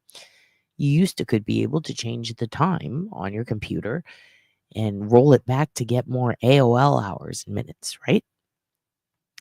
So this is very interesting to me because in this argument of how do we sync the time up, what do we do? How would you do it? How would you do this tricky shit, sir? Need I remind you that while we might not have the ring footage from where the car was at a very specific time, as in on the lawn, we might not have the video of that. What do we have of Karen's car? Of Karen's car actively driving. What do we have? Anybody know? Don't we have a video of it going past the fucking library is probably how you would pronounce it. Don't we have a video of her vehicle going past the library? And isn't there one of it leaving the waterfall, right? Shirley? Don't call me Shirley. So one thing about when they were driving, right, and they're in the car, is that the time syncs up with the location, right? So if they check the location of her car when it was at the library, they now have the time when she passed the library, right? And of course, whatever camera they use, it's going to probably have a different clock in it, but fuck that clock. We're just paying attention to hers. So we know at that exact time, right, her car was passing right there. And wasn't he making calls to Jen McCrabb at that very time? So his phone, because it's an iPhone, should also sync up with that location. So just go to when he was at that location, which you can do when you extract his phone. Look at his location data for the exact moment he was at the location passing the library in her vehicle. And that is the time when he is there. And that is the time when Karen is there in the exact same spot. And you can see the exact time difference. And then you just sync that up. You're done. That's all you need to do. This guy is overcomplicating it. That's it. Or anytime they were both on the phone at the same time and in the same location, and it can be proven because of a camera. We know they were both in that car. So when the car passes any public cam that we have it on record from right before 34 Fairview, which we have that, right? Just check the location, and when they were at the same location, look at the time. That is your time difference. Done. Done. Aware of that he was using? Yes. As far as I'm aware, he was using the Waze app for navigation. Could we have number 39, please? Could you tell us what this shows, Mr. Burgess? Sure. So specifically what we're looking at within the location data is a 2-minute window So that 2-minute window we see here graphically plotted on a map. And we see, it's hard to tell, but you can see a white dot, which is the center of a radius for a GPS position. The orange circles are the horizontal accuracy for each one of those positions. And then down here, you can see a black line that is coming off of each GPS position that represents the heading or the direction that the iPhone is facing. You mentioned you had some materials from Mr. Whiffen. Did you ever see any materials from Mr. Whiffen regarding location data that was acquired through the application ways? Yes, I did see a report by Mr. Whiffen. Did you rely on his report, or did you independently, on your own, test the location information? Sure. So I independently, on my own, looked at the location data from Mr. O'Keefe's phone. This diagram that we see with all the points on it, is this developed from your own independent view and review of Mr. O'Keefe's location data? It is. To the top left is a round circle. What does that indicate? Sure. So top left. So yeah, so that's going to be, again, the GPS coordinate beginning for this 2-minute interval that we're looking at. The orange circle is going to be the horizontal accuracy for that GPS point. And then bring us down and up to the left. There seems to be a bigger circle on the top.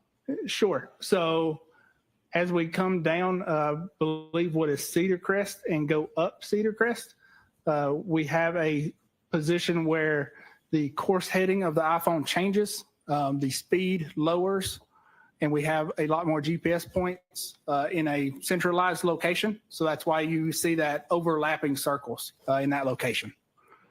When you're following and analyzing Mr. O'Keefe's location information, does this in any way relate to the first of those two tech stream events that you originally were focused on?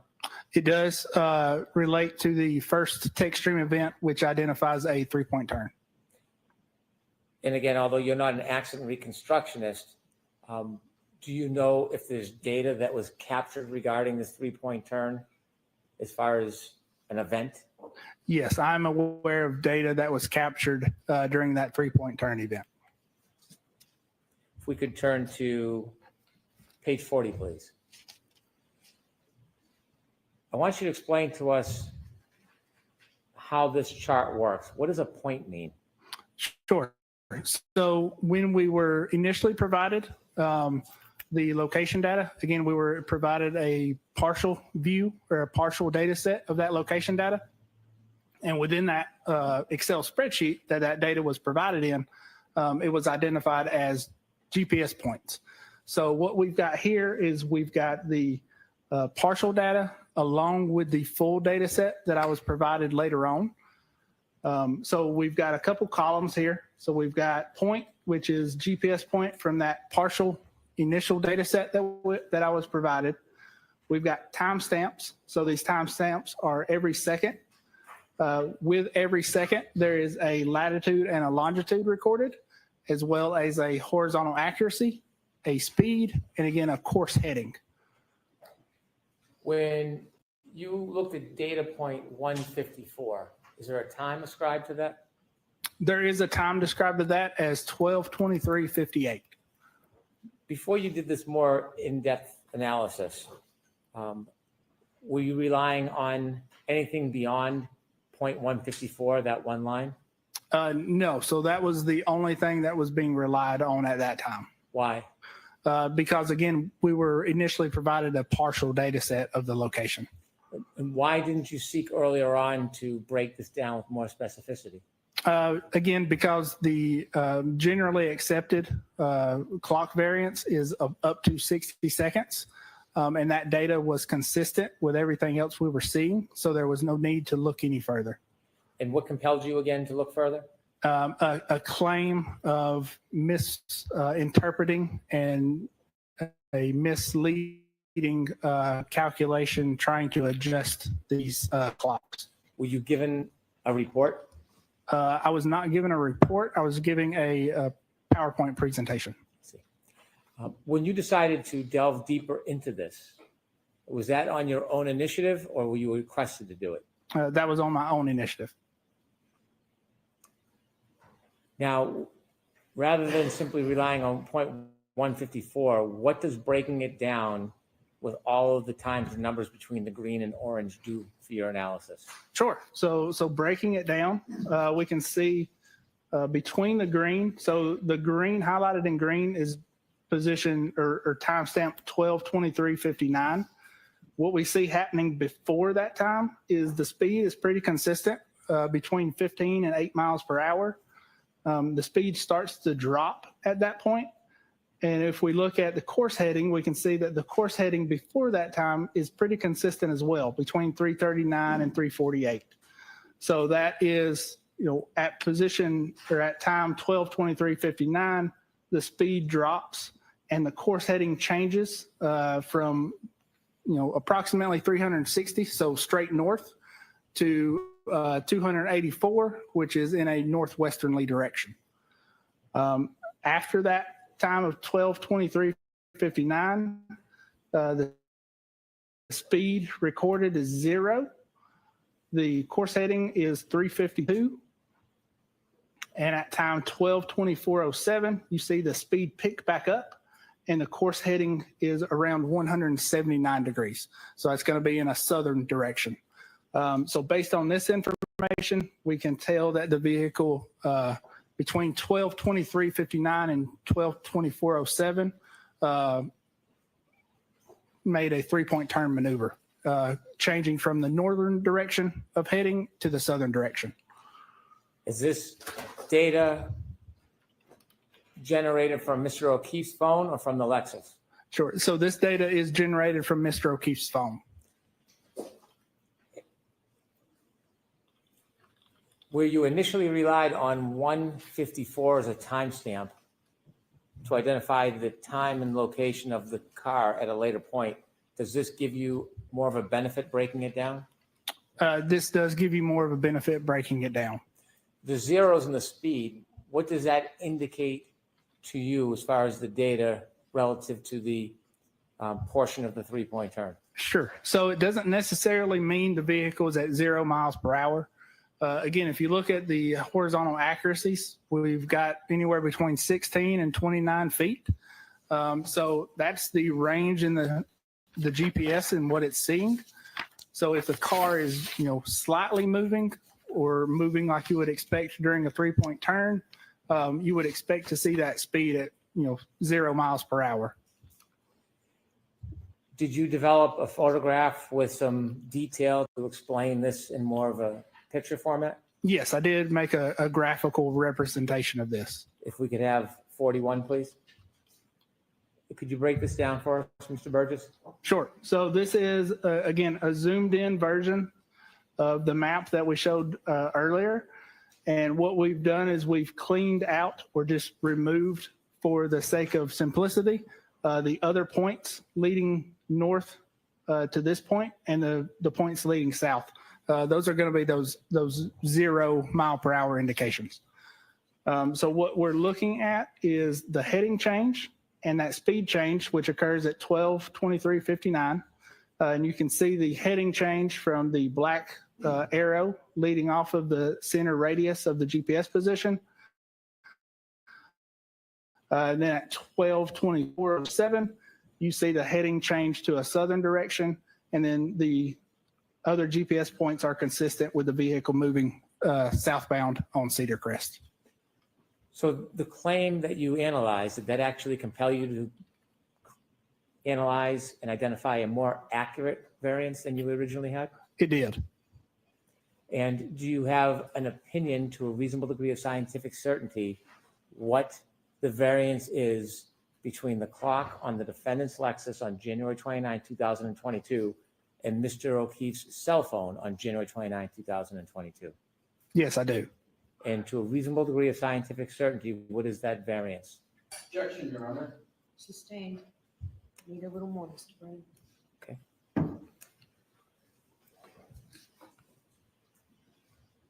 After you studied timestamp 154, what did that help you do? What did you learn from that? Sure. So after studying timestamp GPS point 154 and these further GPS positions, we're able to identify the approximate, time that the 3-point turn occurred according to Mr. O'Keefe's iPhone data. So now we've got that event of when that 3-point turn occurred. Now we can compare that to the 3-point turn from the text stream data and that running clock. Again, what we're doing is taking the power on event at 12:12:36 and adding the time count from the text stream data to come up with the time of 12:23:38 in the text stream data. So the text stream data indicates a 3-point turn ended or a trigger event, a text stream event ended at approximately 12:23:38. The iPhone indicates that a 3-point turn occurred between 12:23:59 and 12:24:07. So since we've got that shared event between the two devices, we can reconcile any type of clock variance. So adjusting the Lexus clock to the iPhone clock, we can calculate that clock variance. Is this a methodology that is commonly used in your practice? It is. Is it commonly used in the scientific community which you're part of? It is. Are there scholarly papers about this type of methodology in comparison of synchronizing clocks? There are. One of the papers you wrote, did that have anything to do with synchronization of clocks? It did not have anything to do with synchronization of clocks, but it was relative to how accurate the timestamps are of events from iPhones. And that was one of your peer-reviewed papers? Yes, it was. And are there scholarly journals and studies on the synchronization of clocks? There are, yes. Did you use that methodology in your analysis to come to arrive at an opinion about the time variance between the defendant's Lexus and Mr. O'Keefe's phone? Yes, I did. Okay. And do you have an opinion to a reasonable degree of scientific certainty? Yes, I do. And what is that opinion? The clock variance is between 21 and 29 seconds. If we could have number 42, please. What is this, Mr. Burgess? Sure. So this is, if we think back to the last slide, we've identified the 3-point turn event in both the data sets. So now if we want to adjust one clock to the other, we can do that. And doing that, we've identified that the variance is between 21 and 29 seconds. So we would need to adjust the Lexus clock forward by 21 to 29 seconds to synchronize it with the iPhone data. So in doing that, the end of text stream event 1162.1 goes from 12:23:38 to 12:23, between 12:23:59 and 12:24:07. These two clocks, one on the left being the Lexus clock that reads 12:23:38 a.m., and the other clock on Mr. O'Keefe's iPhone has a different time, 12:23:59 to 12:24:07. Do you have an opinion to a reasonable degree of scientific certainty if these two clocks pertain to an event that's happening at the same time or a different time? Yes. So these two clocks are, we are synchronizing these clocks to an event that is happening at the same time. This is relative to the first text stream event, the 3-point turn. You said there was a second text stream event that you were analyzing. Correct. There's a second text stream event. And what is that second text stream event? That second text stream event is a backing up maneuver. Are you familiar with the time frame on the Lexus clock relative to that second text stream event? Yes, I am. And what is that time frame? So it is approximately 19 minutes from the ignition on. Do you know what time that is on the Lexus clock? Yes, I do. With the court's permission? Yes.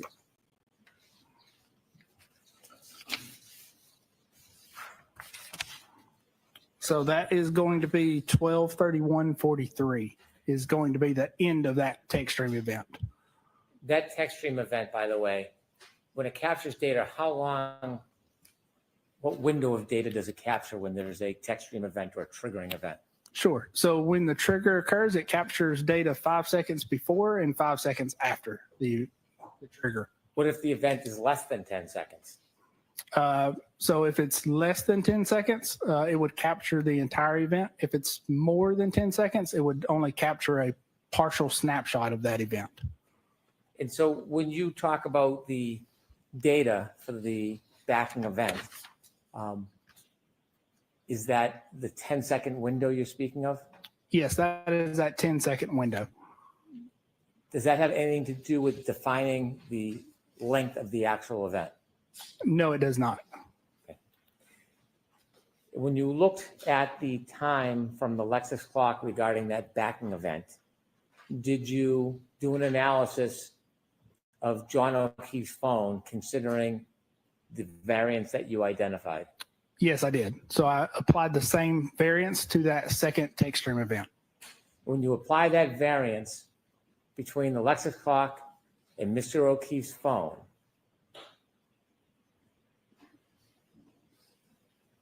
what is the, could I turn to 43, please? What is the time of that event if we're referring to Mr. O'Keefe's phone? Sure. So that the time of that event with the clock variance adjusted is 12:32:04 to between 12:32:04 and 12:32:12. And do you have an opinion to a reasonable degree of scientific certainty as to the accuracy of that time from Mr. O'Keefe's phone considering the variance? Yes, I do. And what is your opinion? And that the opinion is that the second text stream event ends between 12:32:04 and 12:32:12. When you say text stream event, that's the 10-second window? Correct. That's the 10-second window. Does that necessarily include the entire event? No, it does not. The graph on the bottom, what does that show us? It looks a little bit overwritten. Yeah. So that graph is a timeline representation of the text stream event ending, being adjusted with the 12:32:04 to 12:32:12 in comparison with the last lock event that is recorded by Mr. O'Keefe's phone at 12:32:09. Your analysis relative to the data that you obtained from the SD card, is your analysis and opinions separate from the other information you looked at that corroborated or supported your analysis? Yes, they are.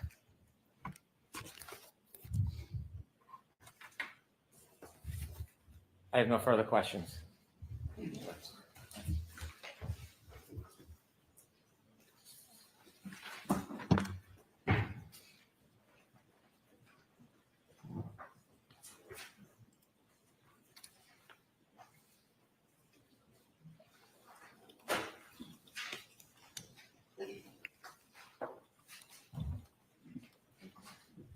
Lights, please.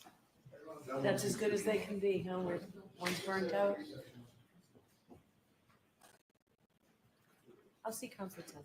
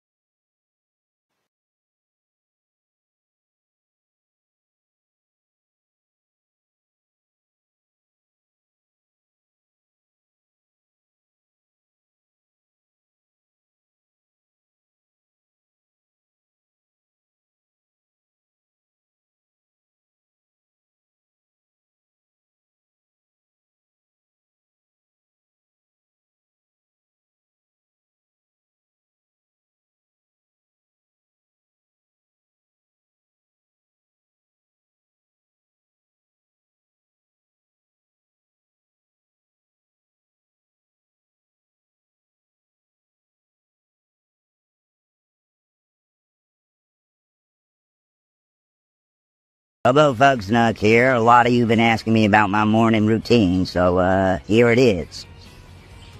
It's my new teeth. Snort-worthy smile if you ask me. So I like to start my morning by waking up at 2 in the afternoon, get a quick lift, lick, and lurk in before I go off and spend the next several hours in the woods. And this time is mainly for my freeform lurks. I just lurk like no one's watching.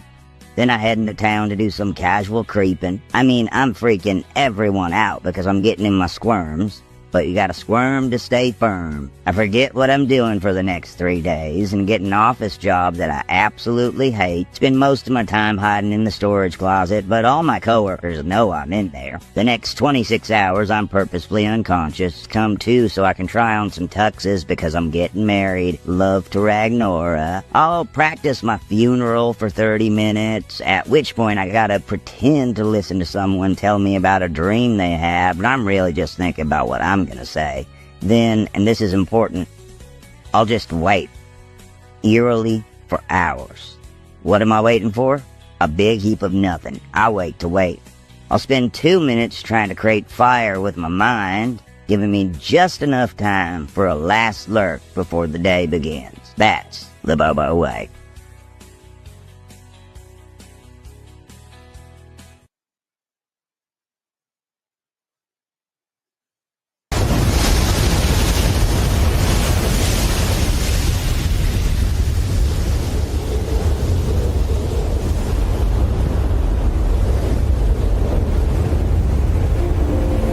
“你好，Jack。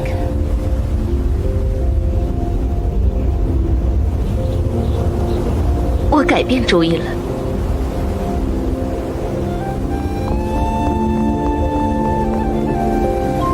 我到这里来找你。把手给我。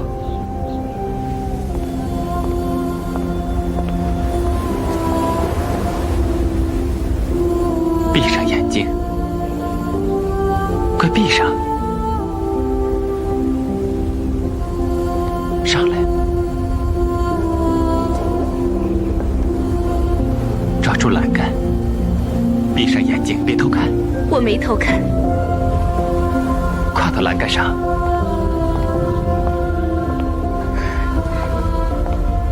抓住了。抓紧点，眼睛闭好了吗？相信我吗？我相信你。